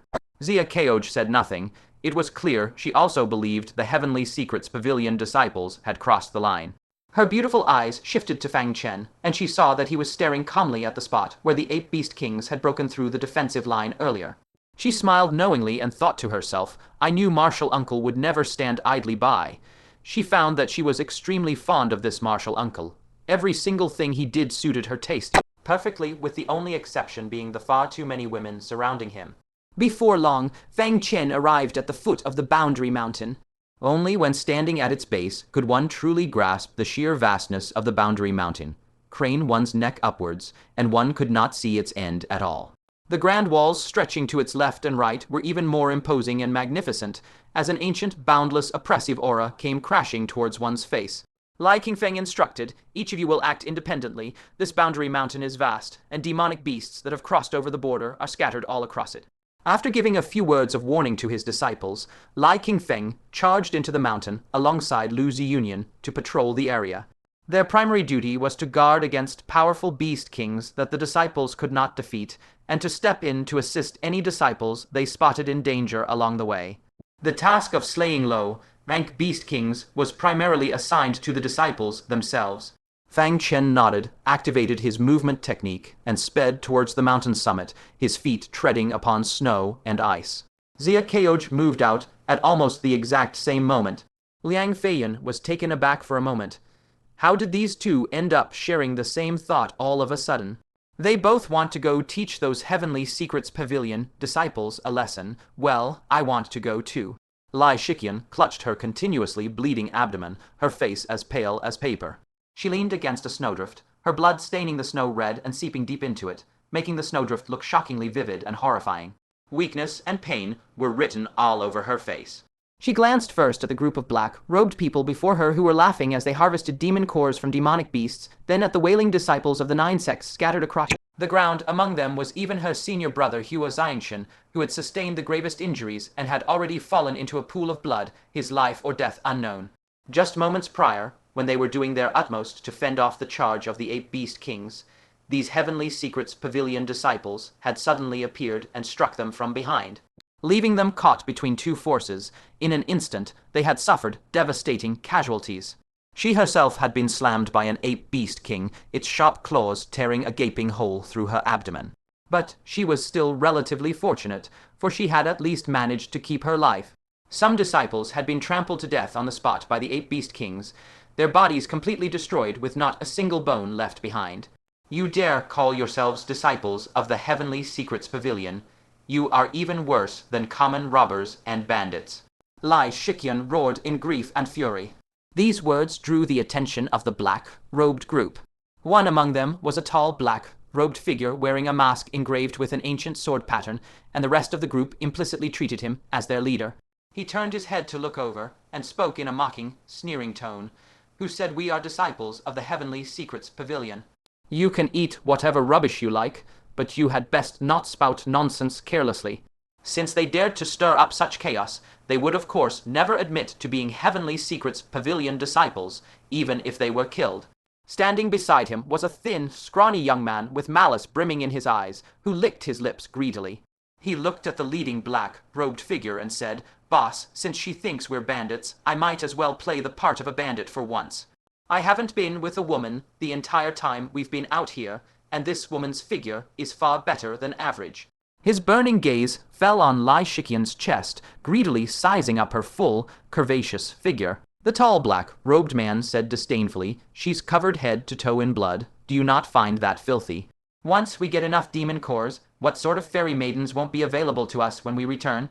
He was not trying to restrict his junior fellow disciple, but right now a wave of beast kings was assaulting the boundary mountain, which was the perfect opportunity to earn more demon cores. How could they waste that time on women? The thin young man, however, could no longer hold himself back, his eyes blazing with lust. Those fairy maidens you can pay to bed are nowhere near as fun as this woman, with her perfect figure and fiery spitfire temper. You all go hunt the beast kings. I'll catch up with you shortly. The tall black-robed youth had no choice but to concede. Fine, you always finish quickly anyway. The thin young man said hurriedly, flustered, "Boss, you can't go around saying things like that." Bursts of raucous laughter rang out from the group. The tall youth led the cackling group of black-robed men forward to meet the beast tide. The thin young man let out a cold snort, says I'm fast. He turned his gaze to Lai Shiqian and said with a malicious grin, "Little beauty, to properly prove to my boss that I'm a real man, you'll just have to bear with it a little for me." Lai Shiqian scrambled back in terror and cried out, "Don't come any closer. I would rather die than let you defile me." The scrawny young man's eyes burned with even hotter lust as he leered. "I just love that fiery spirit of yours, little beauty. Serve me well, and I guarantee you a future of boundless promise." With that, he strode forward until he stepped within the 10-foot radius in front of Lai Shiqian. Lai Shiqian turned her head to glance at Hua Xianchen, who lay collapsed in a pool of blood, then at the mangled corpses of the 9 sect's disciples in the distance. A tinge of bitter sorrow crossed her eyes, and she let out a sigh only she could hear. "At least I will have avenged you a little." She raised her palm, where an already activated explosion jade talisman flickered with unsteady light on the verge of detonation. The scrawny young man's face paled sharply. "What are you doing? Stop this at once." Lai Shiqian sneered. "Didn't you tell me to serve you well? This lady will serve you straight to the heavens." She had long resolved to die together with her enemy, waiting only for him to enter the blast radius before triggering the jade talisman without hesitation. She may have usually bullied the weak and feared the strong, but she was no coward. Between being defiled by this disgusting creature and death, she chose to take him down with her. This way, at the very least, the people of the 9 sects would think highly of her and praise Lai Shiqian for her unyielding backbone and righteous chastity. Just as she braced for the impending explosion, the scrawny young man let out an eerie laugh. A glint flashed in his eyes, and a ball of oily green light suddenly shot forth, piercing straight into Lai Shiqian's eyes. Lai Shiqian immediately felt her consciousness grow foggy. When she came to her senses again, the scrawny young man was already standing right in front of her, and the explosion jade talisman in her palm had already been snatched away by him. Without spiritual power to sustain it, the activated explosion jade talisman quickly calmed down, its fizzling light dying out. The scrawny young man scoffed. "Did you really think you could scare me? I was just toying with you. If I couldn't even handle a cheap trick like this, how would I ever make a living as a bandit?" The scrawny young man crushed the jade talisman between his fingers, reducing it to fine jade dust that drifted down from between his digits. Lai Shiqian's pupils constricted violently, and she hastily grabbed the sword lying on the ground, but no sooner had she moved than the scrawny young man seized her wrist in an iron grip. With a lewd, evil laugh, he thrust his other clawed hand viciously toward her chest, sneering, "Little beauty, you might as well serve me obediently. You will never escape my grasp." The scrawny young man let out a shrill scream. The hand he had reached toward Lai Shiqian's chest was severed cleanly at the wrist, and the gushing blood sprayed all over Lai Shiqian's face. The furious expression on Lai Shiqian's face froze, then shifted to utter confusion. What had just happened? Why had the scrawny young man's hand been severed out of nowhere?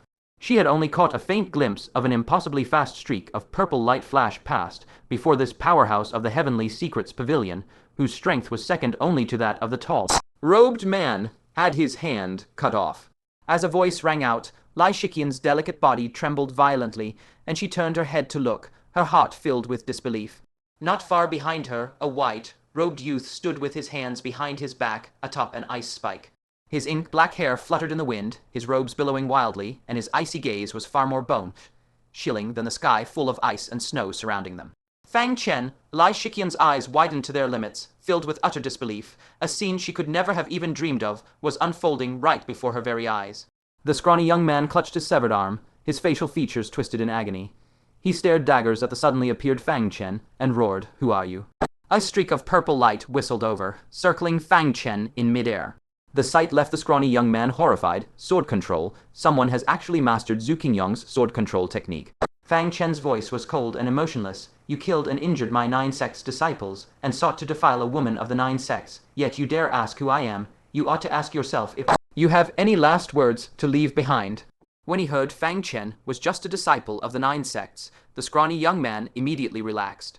He was a powerhouse at the 4th layer of the Golden Core realm, after all. Among the 9 sects, only the famed Xia Keoj could stand toe-to-toe with him. Everyone else was nothing more than trash in his eyes. And here, I thought some great expert had come to ruin my fun. A mere trash from the 9 sects dares to ambush me and cut off my hand. The scrawny young man's eyes blazed with ferocious, murderous intent, as he felt he had suffered an unforgivable humiliation. "I've changed my mind now. I won't play with this woman first. I'll toy with you to death first, flay your skin off layer by layer, and pull out your tendons one by one, so you learn that meddling in other people's business comes with a heavy price." With a thunderous boom, he launched a sudden attack. He stamped his foot on the ground, sending out a dull, rumbling tremor, and charged at Fang Chen in a fit of rage, exuding an extremely sharp, oppressive aura. The heart-extinguishing fist, an earth-grade low, rank cultivation method, came crashing down toward Fang Chen in an instant. Fang Chen coldly raised his palm and calmly struck out with a single palm strike of the roaming dragon palm. Blarg, in the very instant their blows clashed, the scrawny youth was struck as if by a rampaging, primordial colossus. Eyes wide with incredulous terror, he coughed up blood and went flying backward, crashing heavily onto the corpse of an ape-type beast king. With a wet splutter, the second grievous wound forced him to spew another huge mouthful of blood. You are not a disciple of the 9 sects," the scrawny youth exclaimed in shock. "What disciple could possibly wield such terrifying power? You must be an elder deacon of some sect. To bully a junior of the Heavenly Secrets Pavilion in your capacity as a senior will spark a conflict between the elders of both sides." At this thought, he let out a furious sneer. "How dare you? You know full well who I am, yet you still dare to bully the younger generation. Wait, just wait until my master comes to demand justice for this." At this moment, Xia Keoj arrived right on his heels. When she saw the ground littered with wounded, and even the corpses of several 9 sects disciples, the usually serene young woman's gaze sharpened considerably. The instant she spotted the robed figure in black, she drew her sword without the slightest hesitation. Xia Keoj, the scrawny youth recognized her instantly. Who would not be drawn to this peerless beauty of the 9 sects, whose strength and appearance were both unmatched? He had pored over countless portraits of Xia Keoj long ago, and had always thought her a heavenly beauty, so he recognized her immediately. His heart skipped a beat when Fang Chen stopped her from attacking, saying, "This wretch is too filthy. Do not sully your hands. Let me handle this." The scrawny youth was given a terrible fright and blurted out hastily, "Xia Keoj, I am a disciple of the Heavenly Secrets Pavilion. Tell this deacon of the 9 sects what terrible consequences will befall him if a senior like him attacks me. This young deacon may be ignorant of the rules, but surely you understand the stakes involved, Xia Keoj." Xia Keoj blinked in brief confusion, then replied coldly, "You are mistaken. My martial uncle is also a disciple." What, a disciple? The scrawny youth drew a sharp breath of shock. The incredibly powerful young man before him was actually a mere disciple. Panic began to creep into his bones. The senior elders of the 9 sects would never dare harm him, but the same could not be said for their disciples. Gritting his teeth, he retreated step by step, saying, "Fine, let us say I was in the wrong first today. I offer you my apology. Let this matter be dropped here and now, and no one shall speak of it again." Humiliation seared his heart. A dignified disciple of the Heavenly Secrets Pavilion, forced to apologize to disciples of the 9 sects. But a great man knows when to bend and when to stand firm. He would survive this calamity first, and when the chance arose, he would repay them twice over. Farewell. With that, he turned to leave. But Fang Chen darted forward, frigid killing intent blazing in his eyes. "You have wounded so many 9 sects disciples, and killed several more, and you think a single apology can brush this all aside. Who gave you such audacity? I originally thought they were merely selfish enough to let the Beast King in, and a good beating would be enough punishment. Who could have expected that the first thing I would see upon arrival was wounded and corpses strewn across the ground, and a so-called dignified Heavenly Secrets disciple shamelessly assaulting a female disciple of the 9 sects? Is this what a Heavenly Secret Pavilion disciple is a mere lesson enough for such crimes?" The scrawny youth shook with rage and fear. "I already apologized, you ungrateful wretch. Do you truly think I am afraid of you?" Seeing that Fang Chen had no intention of backing down, he gritted his teeth, and a green light once again erupted from his eyes. This was the ocular technique he had cultivated, capable of leaving an opponent disoriented for a single breath. Though the duration was short, battles between masters were decided in a single instant. If used properly, one breath was more than enough to kill an enemy. This technique, however, damaged the eyes and could only be used once per day. He had already used it on Lai Shikian earlier, but now he endured the searing pain in his eyeballs to activate it a second time. At the same time, a dagger slipped out of his sleeve, a savage grin spreading across his face. Since he had already made his move, he would see it through to the end. The moment Fang Chen fell into a daze, the dagger would pierce straight through his heart. In an instant, the green light shot into Fang Chen's eyes. A soul attack. Fang Chen immediately tensed in vigilance, but the attack seemed to do no harm at all. It felt like nothing more than a tiny ant biting his soul, completely negligible. The scrawny youth, however, charged forward instead of retreating, dagger in hand, aiming straight for Fang Chen's heart. Fang Chen's gaze turned ice cold. He lifted his sword and thrust, and the sword kai from his purple blade pierced mercilessly through one of the youth's eyes from across the distance. The scrawny youth let out a blood-curdling scream, clutching his endlessly bleeding eye, the pain so intense it felt as if his soul was being torn apart. Seeing Fang Chen's sword coming for him, he hastily revealed his identity, screaming, "Stop, stop. I am a disciple of the Heavenly Secrets Pavilion. You cannot kill me." As he spoke, he fumbled in his robe to pull out the hidden Heavenly Secrets Pavilion disciple identity token. "This is my identity token." No sooner had he held it up before Fang Chen than a flash of purple light sliced his arm clean off at the shoulder, sending the token in his hand flying through the air along with it. "What identity token? I saw nothing." Fang Chen replied coldly. "I only heard you claim to be a bandit and murderer." The scrawny youth howled in shock and fury. "How dare you!" With a wet slicing sound, another flash of purple light crossed his eyes. He suddenly felt his body grow light, and his vision began to spin uncontrollably. He saw the sky above, the expanse of snow-covered ground, and a headless corpse lying rigid in the snow. The next moment, his view slammed into the ground, and everything went completely dark. Fang Chen wiped the blood off his purple sword and stowed it away in his spatial storage artifact. At this moment, Liang Feiyin arrived, just in time to see Fang Chen behead the black-robed man. Her face drained of color in shock. "Junior Marshal Brother Fang, this is going to cause huge trouble. Those are disciples of the Heavenly Secrets Pavilion. Injuring them is one matter, but killing them is an entirely different affair." When she saw the ground littered with injured disciples of the 9 sects, and even 3 unrecognizable lumps of flesh trampled beyond all recognition, her face instantly turned icy cold. Those accursed fiends deserved to die. She understood in an instant why Fang Chen had resorted to lethal force. Were she in his position, she would have killed them too. Fang Chen said calmly, "When the people from the Heavenly Secrets Pavilion arrive, the elders of the 9 sects will handle the matter themselves. There is no need for us to trouble ourselves over it." Liang Feiyin seethed with killing intent. "They have wounded and killed so many people. Do these beasts' elders even have the face to show up? Where are the rest of them? I will make them pay for their crimes in blood." Fang Chen said, "There is no hurry. First, let us settle the injured. Once others take over here, we will go settle the score." Zia Keoj was already tending to the wounded. Their injuries were extremely severe, and ordinary healing medicinal pills were all but useless. Without the slightest hesitation, Zia Keoj took the life-saving rejuvenation elixirs that Fang Chen had given her and fed them to the injured one by one. Finally, she helped Lai Shikian up and fed her the last rejuvenation elixir. Lai Shiqian's injuries were the lightest among them, and she began to recover at a speed visible to the naked eye in no time. "Thank you, junior sister Zia," Lai Shiqian said with immense gratitude. When she spotted Fang Chen not far away, her eyes lit up. She staggered to her feet, threw herself into his arms, and began sobbing pitifully as she clung to him. "Junior brother Fang, if you hadn't shown up, I would have died in humiliation. Woo, woo, woo." Fang Chen was somewhat speechless.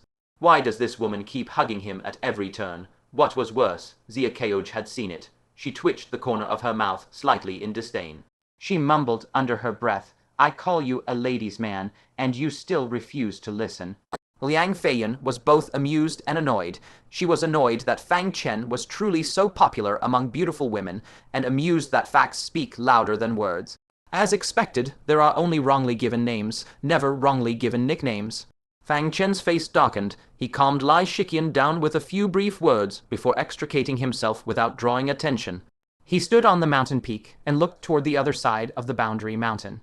He could faintly see hordes of demonic beasts attempting to climb the boundary mountain, and many Nine Sect's disciples were fully prepared for resistance. The tragedy that had occurred here must never be repeated. Once others arrived to take over, Fang Chen, Zia Keoj, and Liang Feiyan immediately set off toward the foot of the boundary mountain. On the mountainside, Zai Liashu's eyes were filled with gravity. The beast tide is coming with immense force. Fortunately, the Heavenly Sound sect's chief disciple has arrived. He glanced sideways at Fu Zhejian, who was sitting cross-legged beside him, with an ancient Gyukin resting on his knees. Compared to when they were at the Angry River, Fu Zhejian had undergone a complete transformation. Not only had his cultivation reached the third layer of the Golden Core realm, but his sound path cultivation method had also improved tremendously. During the earlier charge of the Ape Beast Kings, Fu Zhejian played a single melody, shaking over a dozen Ape Beast Kings to death on the spot. His astounding efficiency made Zai Liashu green with envy. "If you say that, I might just leave." Aoyong Jun twirled two extremely powerful cloud explosion iron pellets between his fingers and said with a playful scold. Zai Liashu said, torn between laughter and tears, "Senior brother Aoyong, stop teasing me. You had the most kills on the front line these past few days. I would dare look down on anyone, but I would never dare look down on you." Aoyong Jun, the young master of the 1,000 Forging sect, had also joined the front line this time. As soon as he arrived, he put on a spectacular display of the 1,000 Forging sect's unadorned combat style. All kinds of powerful Golden Core realm level hidden weapons were scattered across the sky as if they were worthless, thrown wherever Beast Kings appeared. If one was not enough, he would use two. If two were still not enough, he would shower them with double the amount. Countless ferocious Beast Kings died miserable, unjust deaths under his hidden weapons. Over the past few days, he had slain over 30 Beast Kings, his kill count far leading all others. Aoyong Jun looked at Fu Zhejian with a face full of envy. "I was joking. The efficiency of my hidden weapons is truly no match for senior brother Fu. He has only been here for 2 days, and his kill count is already about to catch up to mine. The moment his sound waves are released, the Beast Kings have nowhere to hide, nor can they defend against it. He was practically born for group battles. Even those Heavenly Secrets Pavilion disciples can't compete with him for kills." Fu Zhejian was clearly proud, but he pretended to be humble as he said, "You two chief disciples are too kind. There are countless people more powerful than me. I do not deserve such praise." Just at that moment, a voice that made his entire body tremble rang out. "So it is you who are guarding this place." Fu Zhejian turned his head in disbelief, and a nightmarish figure was reflected in his pupils, Fang Chen. Fu Zhejian jumped to his feet as if on reflex, staring at him fixedly, his aura becoming chaotic. He would never forget how he, the most talented sound path prodigy in the entire Nine Sects territory for 100 years, had been easily surpassed in sound path cultivation method by an unknown disciple of the Azure Cloud sect. He also would never forget how he, the chief disciple of the Heavenly Sound sect, had been beaten miserably and left in utter embarrassment by a good, for nothing famous for having no spirit roots by the banks of the Angry River.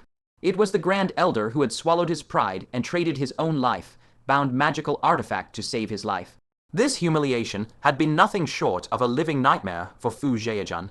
For 2 months, every time he closed his eyes, he was plagued by scenes of unbearable humiliation.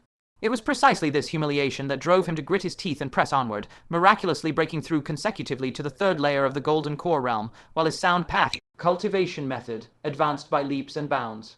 He successfully comprehended the first form of the asterisk roaring tiger, howling dragon art asterisk, sending the entire sect into wild celebration.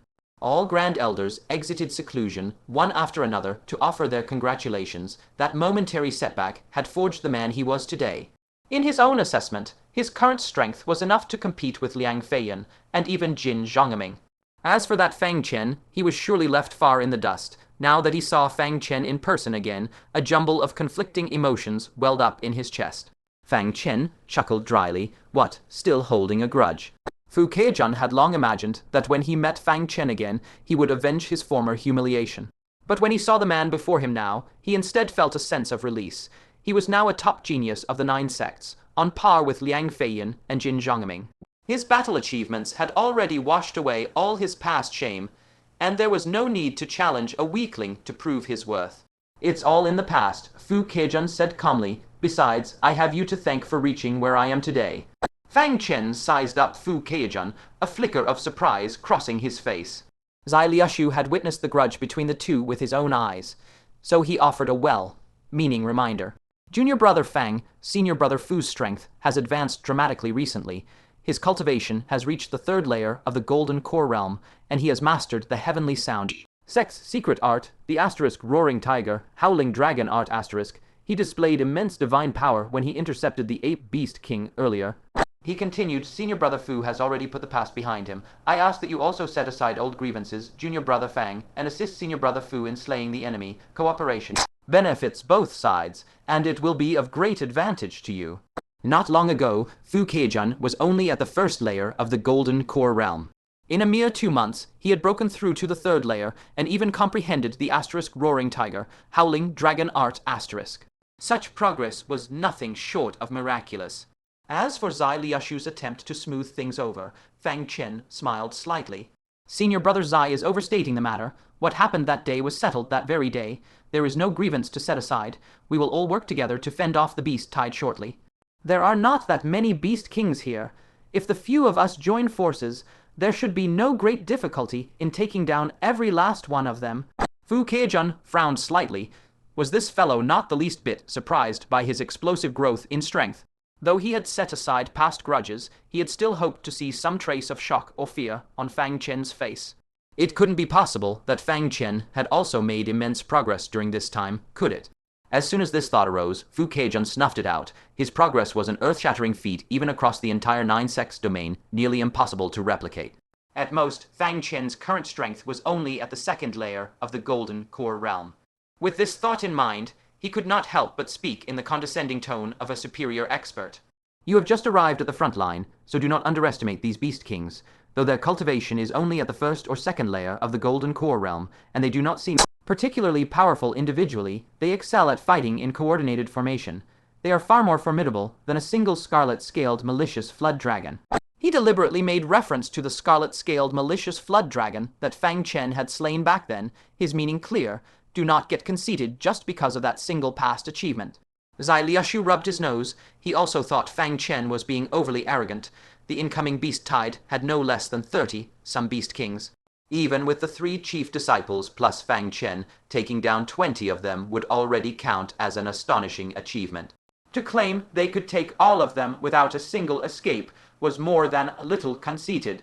At that moment, 2 figures arrived in quick succession, none other than Zia Keoj and Liang Feiyan. The 2 glanced around their surroundings and said, "We didn't spot any trace of that bunch." The 3 of them had split up to search earlier, but had found nothing. Fang Chen was not surprised in the slightest.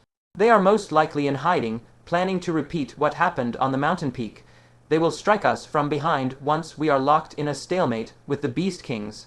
Liang Feiyan nodded. I will follow junior brother Fang's arrangements. If they dare to show themselves, they will never leave alive. Junior sister Zia, senior brother Liang. Fu Keijun was instantly overjoyed. Though he had no idea what the 3 of them were muttering about, the arrival of the 2 filled him with immense excitement. He glanced at Fang Chen and finally understood where this fellow's confidence came from. It was not because of any great improvement in his own strength, but because Zia Keoj and Liang Feiyan had joined them. Zia Keoj in particular was the undisputed peak of combat power among the younger generation across the 9 sects domain.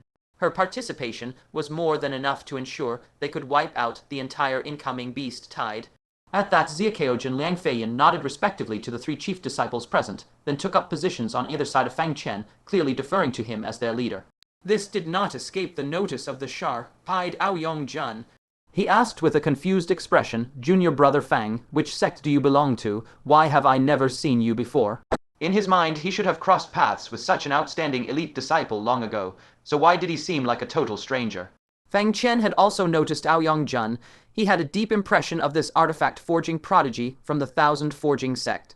He shifted slightly to reveal the Sorrowfrost sword strapped to his back, and said with a faint smirk, "Young Master Aoyong, have you forgotten me so soon?"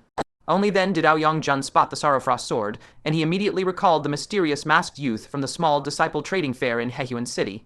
That was the man who had crippled Sun Kaezong with only a few punches and kicks using nothing but his physical strength, and who had traded the talons of a silver-winged thunderbird for the high-grade magical artifact that Aoyong Jun had forged with his own hands, the Sorrowfrost sword. "So it's you? Your name is Fang Chen?" Aoyong Jun slapped his thigh and exclaimed. "I've been looking everywhere for you. Do you have any more silver-winged thunderbird talons? That material is unbelievably useful. However much you have, I'll take all of it." The talons of the silver-winged thunderbird contain a trace of thunder attribute power. They had allowed him to successfully forge an extremely rare high-grade thunder attribute magical artifact. The elders of the Thousand Forging sect had fought tooth and nail to claim it, and even several grand elders had emerged from seclusion to join the scramble. Fang Chen laughed in spite of himself. "Where am I supposed to find that many silver-winged thunderbirds?" Aoyong Jun was greatly disappointed, and said, "Sigh, I had prepared quite a few fine treasures for this." Fang Chen was extremely satisfied with Aoyong Jun's magical artifacts. He did not believe Aoyong Jun only carried top-grade magical artifacts on his person. He mused, "I no longer have the talons of the silver-winged thunderbird, but I possess an even higher-grade claw. I only wonder if you have items of equivalent value to trade for it." When Fang Chen was cultivating in the Sword Forest, the heaven-devouring tiger attacked him but failed, and even had a segment of its tiger claw sliced off. As one of the 4 great demon kings under the demon emperor, the value of its claw was far from ordinary. Aoyong Jun shook his head instead, sighing, "I only want the sharp talons of the silver-winged thunderbird. All other materials can be found in Sunset City. If I had wanted them, I would have traded for them long ago." Times were no longer what they once were. As the war dragged on into a stalemate, once extremely scarce demonic beast materials grew increasingly abundant in Sunset City. One could even find materials from Golden Core 5th layer beast kings if they searched diligently. Fang Chen likely only carried materials from Golden Core 1st or 2nd layer beast kings at most, which were of negligible use. Fang Chen let out a meaningful chuckle. "You are not interested in this either." He pretended to retrieve something from his lapel and took the tiger claw out from the heavenly thunderstone. Before Aoyong Jun's gaze even swept over, he was already speaking in polite refusal. "No need, this item I heavens. This is material from a Golden Core 9th layer perfection demonic beast." Everyone present was stunned by Aoyong Jun's exclamation. Fu Zhejun was taken aback. "Junior brother Aoyong, are your eyes deceiving you? A Golden Core 9th layer perfection demonic beast is one of the 4 great demon kings under the demon emperor. The status of a being of the demon king level is equivalent to Elder Zhu Qingyong among the 9 sects. Who would believe someone could injure a demon king, and how would its claw end up in the hands of a young disciple?" Aoyong Jun carefully took the claw from Fang Chen's hand, holding it in his palm and examining it repeatedly, his brow brimming with excitement. There can be no mistake. This demonic aura, so concentrated yet unspilled, could belong to no other than a Golden Core 9th layer perfection demonic beast. "Junior brother Fang, are you truly willing to sell this?" Fang Chen said, "That depends on what senior brother Aoyong intends to trade for it." The heaven-devouring tiger's claw was of no use to him anyway, so he might as well trade it for some fine items from Aoyong Jun. Aoyong Jun immediately took off the bundle on his back and opened it. "Take whatever you want, pick as you please." The dazzling array of hidden weapons drew envious gazes from Zai Liushu and Fu Zhejun. These were extremely suitable for use against the current beast tide. Take the cloud-burst iron pellets, for example. They had a wide destructive range, required very little spiritual power to activate, and with enough of them, any number of beast kings would perish on this spot. Fang Chen swept a glance over them and said, "Senior brother Aoyong intends to trade these items for my Demon King Claw. The items are good, but they are clearly not sufficient to trade for the claw." Aoyong Jun smiled awkwardly, hesitated for a moment, and said, "Come here for a moment, junior brother Fang." He stepped behind an ice cone, acting all secretive. Fang Chen walked over leisurely, only to see Aoyongjun turn his back to the crowd, carefully take off the necklace hanging around his neck, then softly chant some kind of incantation. A flash of white light followed, and a palm-sized, 5-colored stone appeared in his palm. It was extraordinarily heavy. The moment it was taken out, Aoyongjun could not grip it, and it slammed into the ground with a bang, shaking the entire earth, drawing looks of shock and confusion from Fu Zhejian and the others. Fang Chen was stunned, bent down to pick it up, and was slightly shocked the moment it entered his hand. Even with his immense physical strength, he had to hold it with both arms to lift it, and even that was extremely strenuous. He could not hold on for long, and had no choice but to place it back on the ground. What material is this stone made of, that it is so heavy? Fang Chen asked, his face full of surprise. This stone, no larger than a fist, felt no lighter to him than a small hill. A strange look crossed Aoyongjun's face as he looked Fang Chen up and down in amazement. Junior brother Fang truly possesses divine strength to be able to lift it so easily. This is no stone, it is a mountain, originally named the 5 Magnetic Origin Mountain. Fang Chen looked at the palm-sized stone, his face full of confusion. Aoyongjun explained, do not judge it by its small size. It was once a small mountain 10 jiang tall, refined into a fist-sized magical artifact by a mysterious nascent soul realm great power. Fang Chen was slightly shocked, a magical artifact refined personally by a nascent soul realm great power. His eyes burned with interest. Then what grade is this item? Aoyongjun's gaze flickered for a moment. As for its grade, you can pass it off as a spirit artifact to intimidate enemies, but when using it, just treat it as a top-grade magical artifact. What kind of nonsense was that? Aoyongjun smiled awkwardly. To tell you the truth, the 5 Magnetic Origin Mountain, in terms of grade alone, is indeed a genuine spirit artifact, but the conditions to activate it are extremely harsh. It requires soul power of the nascent soul realm, as well as superb soul manipulation techniques. Never mind the founding ancestor of the 1000 Refinements sect, who obtained the 5 Magnetic Origin Mountain. Even the current pavilion master of the Heavenly Secrets Pavilion once came specially to try to activate this spirit artifact, and all attempts ended in failure. The Heavenly Secrets Pavilion master has sufficient soul power, but his soul manipulation skills do not meet the requirement. Hearing this, Fang Chen's heart began to pound wildly. Even if his soul power had not reached nascent soul realm level, the gap was likely negligible. As for soul manipulation techniques, Fang Chen, who had practiced the Great Yi Soul Technique would most likely meet the requirements. He did not dare reveal this, and instead showed a hint of dissatisfaction. Do you mean to say this is a completely useless spirit artifact? Aoyongjun said awkwardly, you can't say it's completely useless. Although its full power can no longer be unleashed, you have already seen how heavy it is. If used properly, it can easily bludgeon a golden core 5th layer opponent to death. Of course, only someone with innate divine strength like you, Junior Brother Fang, can use it. If it were anyone else, even if they wanted it, I would first have to consider whether they can even lift this mountain. Fang Chen's heart was pounding wildly now. What was a blessing falling from the heavens? This was exactly it, a spirit artifact delivered right to his door. He furrowed his brows, looking extremely hesitant, and muttered, trading a Demon King material for a stone to bludgeon people with. It feels like a bad deal no matter how I look at it. Aoyongjun said anxiously, Junior Brother Fang, let it count as me owing you a favor, all right. I traveled 1,000 li here to slay demonic beasts, and to prevent me from dying in an accident, the sect kept all the heavy treasures in my possession back at the sect, only preparing me with some offensive and defensive magical artifacts.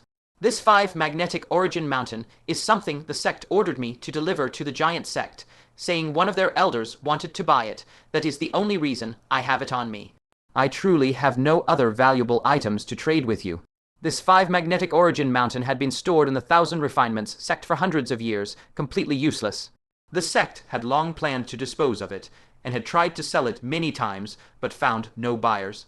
When the second elder of the giant sect, Fan Xingkong, offered to trade something for it, the sect immediately agreed, handed the mountain to Aoyongjun, and told him to discuss the price with Fan Xingkong when he had time. When Fang Chen took out the incomparably precious Demon King material, Aoyongjun was immediately tempted. This kind of material was sufficient to refine a supreme raid magical artifact. It was a rare treasure across the entire 9 sects territory. The price Fan Xingkong could offer would absolutely be far lower than the value of this beast claw. Fang Chen pondered for a long while, then relented. Fine, considering your Eishuang sword helped me a great deal, we can settle this trade for now. if you can compensate me with 1 or 2 top-grade magical artifacts afterwards. Hearing this, Aoyongjun was overjoyed and immediately said, Junior brother Fang is so straightforward, how could I be stingy? No need to talk of 1 or 2 items. Once I return to Sunset City, I will personally forge 4 top-grade magical artifacts for you. Fang Chen nodded, handed the beast claw to Aoyongjun, and lifted the 5 magnetic origin mountain himself. Seeing this, Aoyongjun spoke with good intent. Junior brother Fang, this object is far too heavy. Carrying it bare-handed will only be a burden. If you trust me, how about I keep it safe for you? Temporarily, for this trip, the sect bestowed a miniature storage artifact upon me, specifically to hold the 5 magnet primordial mountain. Fang Chen revealed an envious expression. I guessed that necklace was a spatial storage artifact. Aoyongjun spoke with no small amount of pride. This was unearthed alongside the 5 magnet primordial mountain by our 1000 refinement sect's founding ancestor. Though its internal space is only the size of a fist among the 9 sects, our 1000 refinement sect is the only one that possesses a spatial storage artifact. Pausing for a moment, he said, Come, place it inside my necklace. Fang Chen said, There is no need for such courtesy, I have my own means. As he spoke, he lifted it with great effort into his bosom, then released his hands and drew them out with a sigh of relief. Gazing at Fang Chen's empty hands, then at his bosom, Aoyongjun froze for a moment before realizing what had happened and cried out in shock, You have a spatial. Before he could finish his sentence, Fang Chen stopped him. Fang Chen smiled mysteriously. Please keep this a secret for me, senior brother Aoyong. Aoyongjun hurriedly covered his mouth, his eyes filled with sheer horror, as if he was seeing Fang Chen for the first time. He looked him up and down in astonishment. This senior brother underestimated you. You even possess a spatial storage artifact. I can hardly believe it. Fang Chen said, I obtained it by chance. Nothing but a bit of luck. You call this a bit of luck. Aoyongjun felt a sudden urge to punch him. He asked sourly, How large is the space inside? Fang Chen replied casually, Not big at all, about the same as yours. Hearing this, Aoyongjun felt a little more balanced, and sighed in an envious tone. Junior brother Fang's karmic fortune is truly enviable. At that moment, the boundary mountain trembled slightly, both of their expressions changed drastically, and they immediately looked down. A horde of giant spider, like demonic beasts with 8 legs, were nimbly climbing the smooth ice mountain, their speed even faster than the horde of 8 beast kings. Fu Keijun glanced at Fang Chen. Did you bring your kin with you? Fang Chen nodded. I did. Fu Keijun's long hair fluttered in the wind as he pointed at the oncoming horde of spider demonic beasts. That day in the Spirit Beast sect's main hall, your performance of the * tiger roar dragon chant cultivation method * outshone me completely. Let us play a duet together now, and see who is the more skilled of the two. Fang Chen had no desire to compete, but these spiders varied in size. There were over 30 Beast King grade ones, and hordes of Foundation, Establishment Realm ones numbering no less than 100. To eliminate as many of them as possible and prevent them from crossing the boundary mountain, sound wave attacks were indeed the most effective means. There is no need for a competition. Let us just do our best, as he spoke. He returned behind the ice spike, then came back carrying a long white jade gyuken. The others present exchanged confused glances. When had Fang Chen hidden a gyuken behind the ice spike? Only Aoyongjun wore an expression as if he had just seen a ghost. He knew perfectly well where this kin had come from. He was both annoyed and amused, and said, Junior brother Fang, this is what you call not big at all. It can damn well fit an entire gyuken. Its space is over 10 times larger than the storage artifact around my neck. Furthermore, it was clear that the space could hold far more than just one gyuken. Fang Chen rubbed his nose and coughed dryly. Senior brother Aoyong, the demonic beasts are here. We should focus on fending off the demonic beasts for now. Aoyongjun really wanted to beat the brat up, but with the demonic beasts approaching, he could only set the matter aside for later. He immediately pulled out a large stack of cloudburst iron pellets, ready to strike at any moment. Xia Keoj and Liang Feiyan also wore solemn expressions as they entered battle formation. Fu Keijun, for his part, pressed both hands against the gyuken strings, ready to unleash an attack at any moment. 30 Beast Kings, plus nearly 100 Foundation Establishment Realm demonic beasts, made this the largest assault since the defense line first collapsed. Zai Liashu said in a solemn, concentrated tone, We will slay as many of the powerful Beast Kings as possible to ease the pressure on the second line of defense at the mountain peak.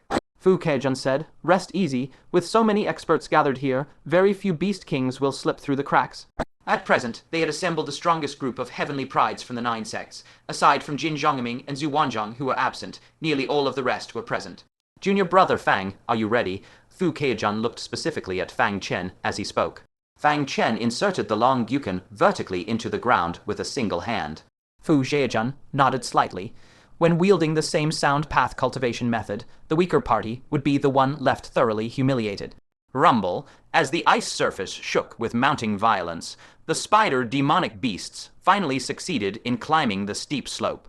They swarmed in uncountable numbers, blanketing the entire surface of the slope. They were spread far too widely across the terrain. Slaying every last one of them was all but impossible, so they could only concentrate their strength on eliminating the Beast King, ranked specimens first. Zai Liushu struck first. With a sharp flick of his 2 sleeves, an unknown mass of pink mist surged forth and engulfed the leading spider Beast King. That spider Beast King immediately fell into a berserk rage, twisting around to attack the other spiders and slaughter its own kin. It was soon struck down by the combined might of the remaining Beast Kings. As the first Beast King fell, a faint look of smug satisfaction crossed Zai Liushu's face. Aoyong Jun refused to be outdone.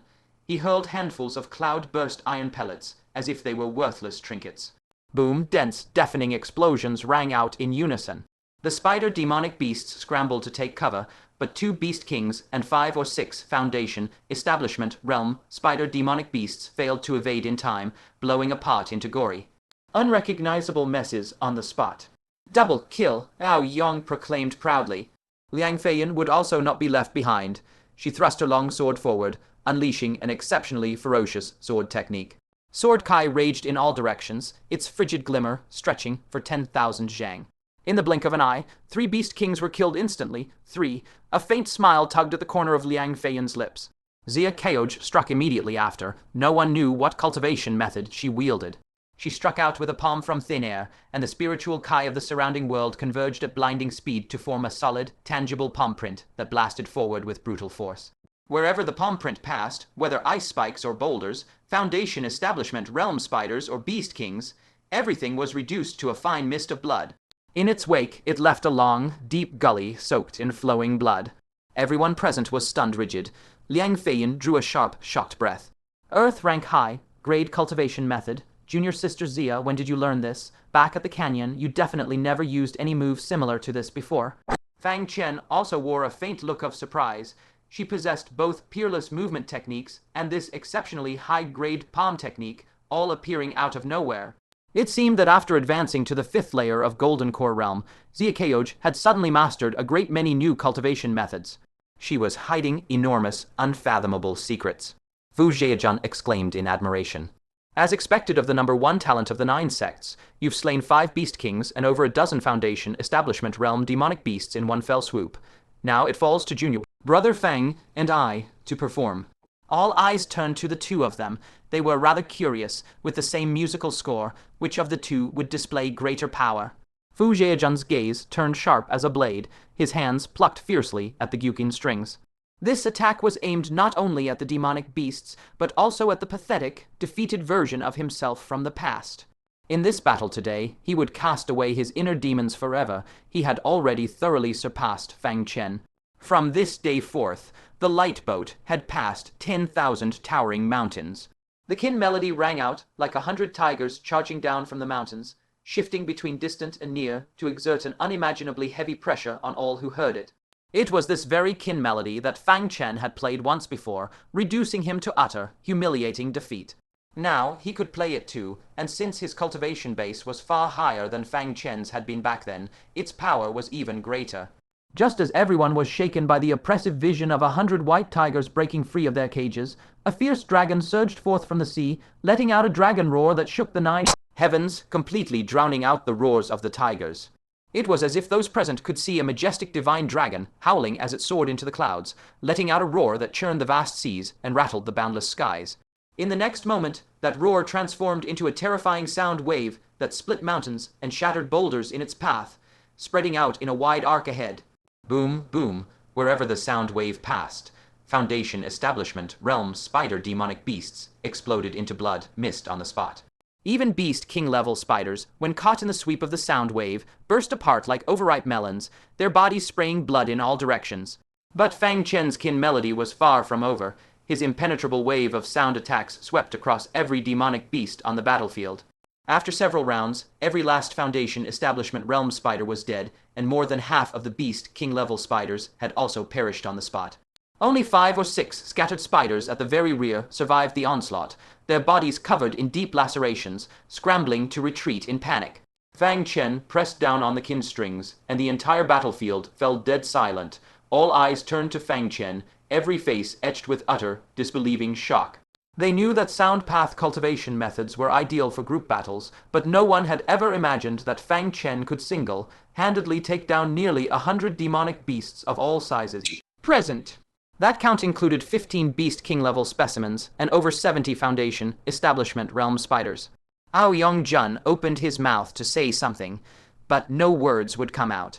Zai Liushu stared at the field littered with demonic beast corpses and drew a sharp, cold breath. Junior Brother Fang, is your sound path cultivation method truly the same as Senior Brother Fu's? He had seen Fu Zhejian fight before, but the power of his kin melody was less than half of what he had just witnessed. Everyone could not help but turn their gaze to Fu Zhejian, and their faces filled with shock at what they saw. Fu Zhejian was staring blankly at the Gyukin resting on his lap. All 7 of its strings had snapped completely. Fang Chen's sound path cultivation method was far too domineering. It had directly disrupted Fu Zhejian's kin melody, causing his strings to vibrate violently until they could no longer withstand the force and snapped apart. Fu Zhejian lifted his head with great difficulty, his face deathly pale as he looked at Fang Chen, his voice trembling slightly. Junior Brother Fang, what was that move you just used? Fang Chen answered calmly, the second form of the tiger roar dragon chant art. It felt as if a heavy fist had slammed into Fu Zhejian's chest. It was the second form. After suffering humiliation and forcing himself to train harder than ever, he had pushed past his limits to comprehend the long, lost tiger roar move, and thought he had finally surpassed Fang Chen. Who would have thought that Fang Chen had long since reached the dragon chant level, a height he could never hope to even touch? When he remembered how he had intended to compete with Fang Chen, his face burned with shame. He said bitterly, Junior Brother Fang, you really don't leave me any chance to ever surpass you, do you? Fang Chen smiled faintly. It was just luck. Let's hurry and collect the demon cores. We have no idea when the next beast tide will arrive. The crowd snapped back to their senses, all stepping forward at once to prepare for battlefield cleanup. But at that very moment, a sharp warning flared in Fang Chen's heart. Without the slightest hesitation, he clutched his Gyukin and plucked its strings fiercely toward the empty snowfield behind him, sending surging sound waves sweeping outward. In an instant, a series of agonized grunts echoed from the seemingly empty space before him, accompanied by spurts of fresh blood. Immediately after, multiple points in space twisted violently, and the figures of 4 black-robed men materialized out of thin air, barely a single step away from Fang Chen, Liang Feiyan, Keijun, and Aoyong-jun. They wielded assorted sharp weapons in their hands, clearly plotting malicious harm against the group. Liang Feiyan and the other 2 were so shocked that cold sweat soaked through their robes. They hastily retreated to widen the distance, roaring in unison, "What do you think you are doing?" Fang Chen's face was frosty. Need you even ask? Naturally, they intend to maim or kill us and seize all the spoils for themselves. He slammed his Gyukin to the ground, staring coldly at the intruders. We have been waiting for you for a long time. Though he had been fully occupied fending off the beast tide the entire time, he had never taken his focus off the area behind him, which was why he could detect the danger in time. Were it not for that, the consequences would have been unthinkable. Only then did Liang Feiyan realize these 4 were the Heavenly Secrets Pavilion disciples who had carried out the massacre at the Boundary Mountain Peak. He laughed in rage. What a pack of shameless cur. When the beast tide struck, you dared not show your faces, and now that we have slaughtered every last beast, you come to ambush us and steal the gains. You shame the very name of Heavenly Secrets Pavilion disciples. The 4 black-robed men stabilized their chaotic auras. The tall, leading black-robed man glared at Fang Chen with bitter resentment. If not for his sudden strike, their plan would have already succeeded. He snorted, "You can eat whatever you wish, but you cannot spout whatever nonsense you please. We never claimed to be Heavenly Secrets Pavilion disciples." It was the same old tactic. Even if the entire world knew their affiliation, they would simply never admit it. He had expected this petty denial to enrage the group, but to his shock, that Fang Chen instead let out a faint sigh of relief. If you say so, then I can rest easy. He turned to glance at Zia Keoj and Liang Feiyan. How do we split the targets? Zia Keoj fixed his gaze on the leader, like tall black, robed man, naturally, Golden Core Realm 5th layer against Golden Core Realm 5th layer.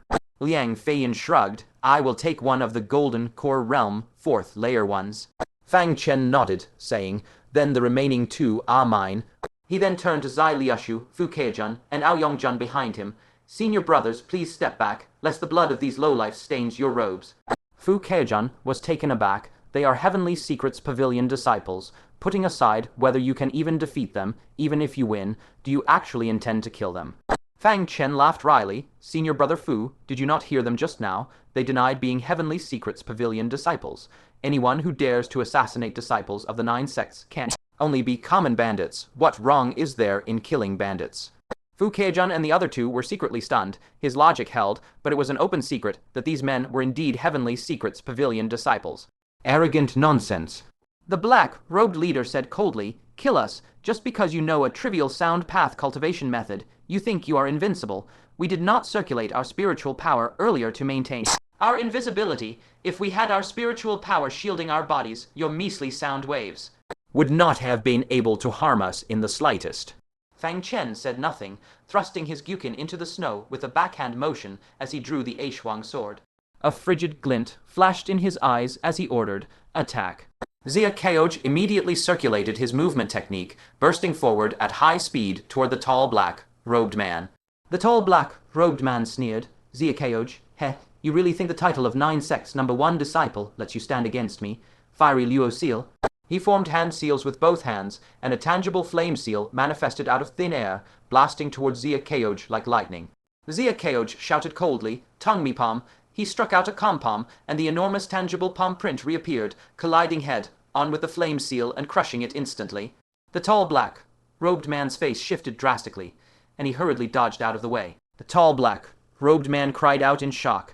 Earth tier high, grade cultivation method. How is this possible?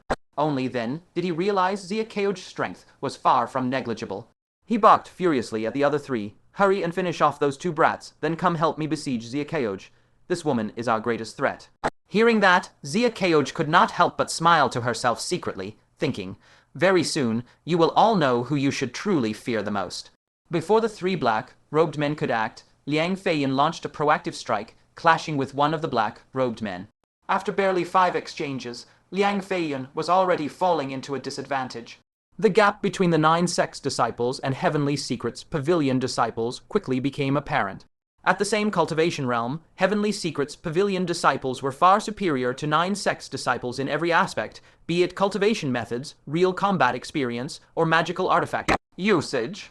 The black-robed man fighting Liang Feiyan mocked.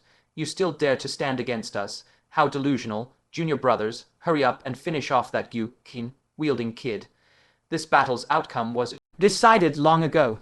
The other 2 black-robed men stared at Fang Chen with malicious intent. One of them grinned savagely. Brat, stand where you are, and you might get a less painful death. One black-robed man wiped the leftover blood from the corner of his mouth and roared in rage. You lowly trash from the 9 sects. You dared to wound me with your shock force, and even provoke us. First, Senior Brother Long, stand aside and watch. I will finish him off. With those words, he kicked hard at the ground, kicking up a massive cloud of snow to block Fang Chen's line of sight, then took the opportunity to hurl the poisoned dagger in his hand. Admittedly, while these Heavenly Secret Pavilion disciples were utterly despicable in character, they had one trait worthy of emulation by 9 sects disciples. No matter how much they looked down on their foe, they would always go all out to avoid capsizing in the gutter and suffering a humiliating defeat at the hands of an inferior opponent. It was a pity they had run into Fang Chen. This boat would capsize whether they wished it to or not. Fang Chen mused silently in his heart. Using poison. I know a thing or two about that as well. Fang Chen reached out with one hand, his palm moving as swift as lightning, catching the dagger flying towards his chest firmly in his grasp. Through the drifting curtain of snow, the man let out a cold sneer. How foolish, catching hidden weapons barehanded with no experience at all. Learn this lesson, and do not make such a mistake in your next life. Wait, no, correction. How foolish, catching hidden weapons barehanded with no experience at all. Learn this lesson, and do not make such a stupid, basic mistake in your next life. However, the expected scene where the deadly poison on the dagger would immediately take effect on Fang Chen never came to pass. On the contrary, Fang Chen appeared completely unharmed. A cold glint flashed in his eyes as he spoke. Why don't you try my poison for size? The poison core within his body trembled. A surge of deadly poison seeped out from his palm and coated the dagger. Fang Chen then flicked it casually, and with a sharp whistling sound, the dagger shot back towards the black-robed man at an even faster speed, as fast as a bolt of lightning. The man was still stunned by the fact that Fang Chen was completely unharmed, so his reaction was half a beat slow. Even though he leaped away in time, he was still a moment too late. The dagger sliced across his waist, tearing through his robes and leaving a faint, almost invisible line of blood. The black-robed man looked down and sighed in relief. Luckily, it didn't cut deep enough to draw fresh blood. The poison that entered my body is negligible. It's nothing serious. But his words were barely finished. Suddenly his entire body shook violently, foam frothed at his mouth, and he fell straight backwards, his eyes rolling back until only the whites were visible, all focus gone. From the moment the poison took effect to his death, barely a single breath had passed. He did not even feel any pain before he died silently, without a sound. Senior brother, long standing nearby, froze for a moment, unable to process what had just happened. One moment his junior brother was speaking fine, the next he was gone. When he confirmed that the man's aura was completely extinguished, and he was truly dead, he let out a shrill, mournful roar. Junior brother Wang. The tall, black-robed man fighting Xiaoqiuge heard the terrible news. His face fell drastically, and he roared furiously, Junior brother Wang. Immediately, his bloodshot eyes were filled with boundless murderous intent as he roared, kill him for me. How dare you kill a disciple of the heavenly secret pavilion? This is unforgivable rebellion against the heavens. Senior brother Long snapped back to his senses, drew a purple broadsword in a fit of rage, and snarled, I'll kill you. However, a flash of light suddenly appeared before his eyes. A cold, glinting longsword stabbed towards him as if it had teleported right in front of him. He jumped in shock. Sword control technique. He hastily raised his own sword to knock the Aishuang sword away. But no sooner had he resolved that crisis than his vision blurred. An extremely powerful finger force struck him right in the chest from across the air with a dull thudding sound. His chest was pierced clean through from front to back, leaving a bloody hole. His body staggered, all strength drained out of him in an instant. He collapsed softly to the ground, twitched a few times, and then completely lost all signs of life. The black-robed man fighting Liang Feiyan roared with rage, his eyes nearly splitting from fury. Junior brother Long. He had thought this battle would be completely won, sided with no suspense, but barely 10 breaths after it started, 2 of his junior brothers were already dead, both killed instantly without exception. This drove him completely mad with rage. He sent Liang Feiyan flying back with a single palm strike, roaring as he charged to kill Fang Chen. Fang Chen shouted coldly, Thunder Dragon Lightning Leg.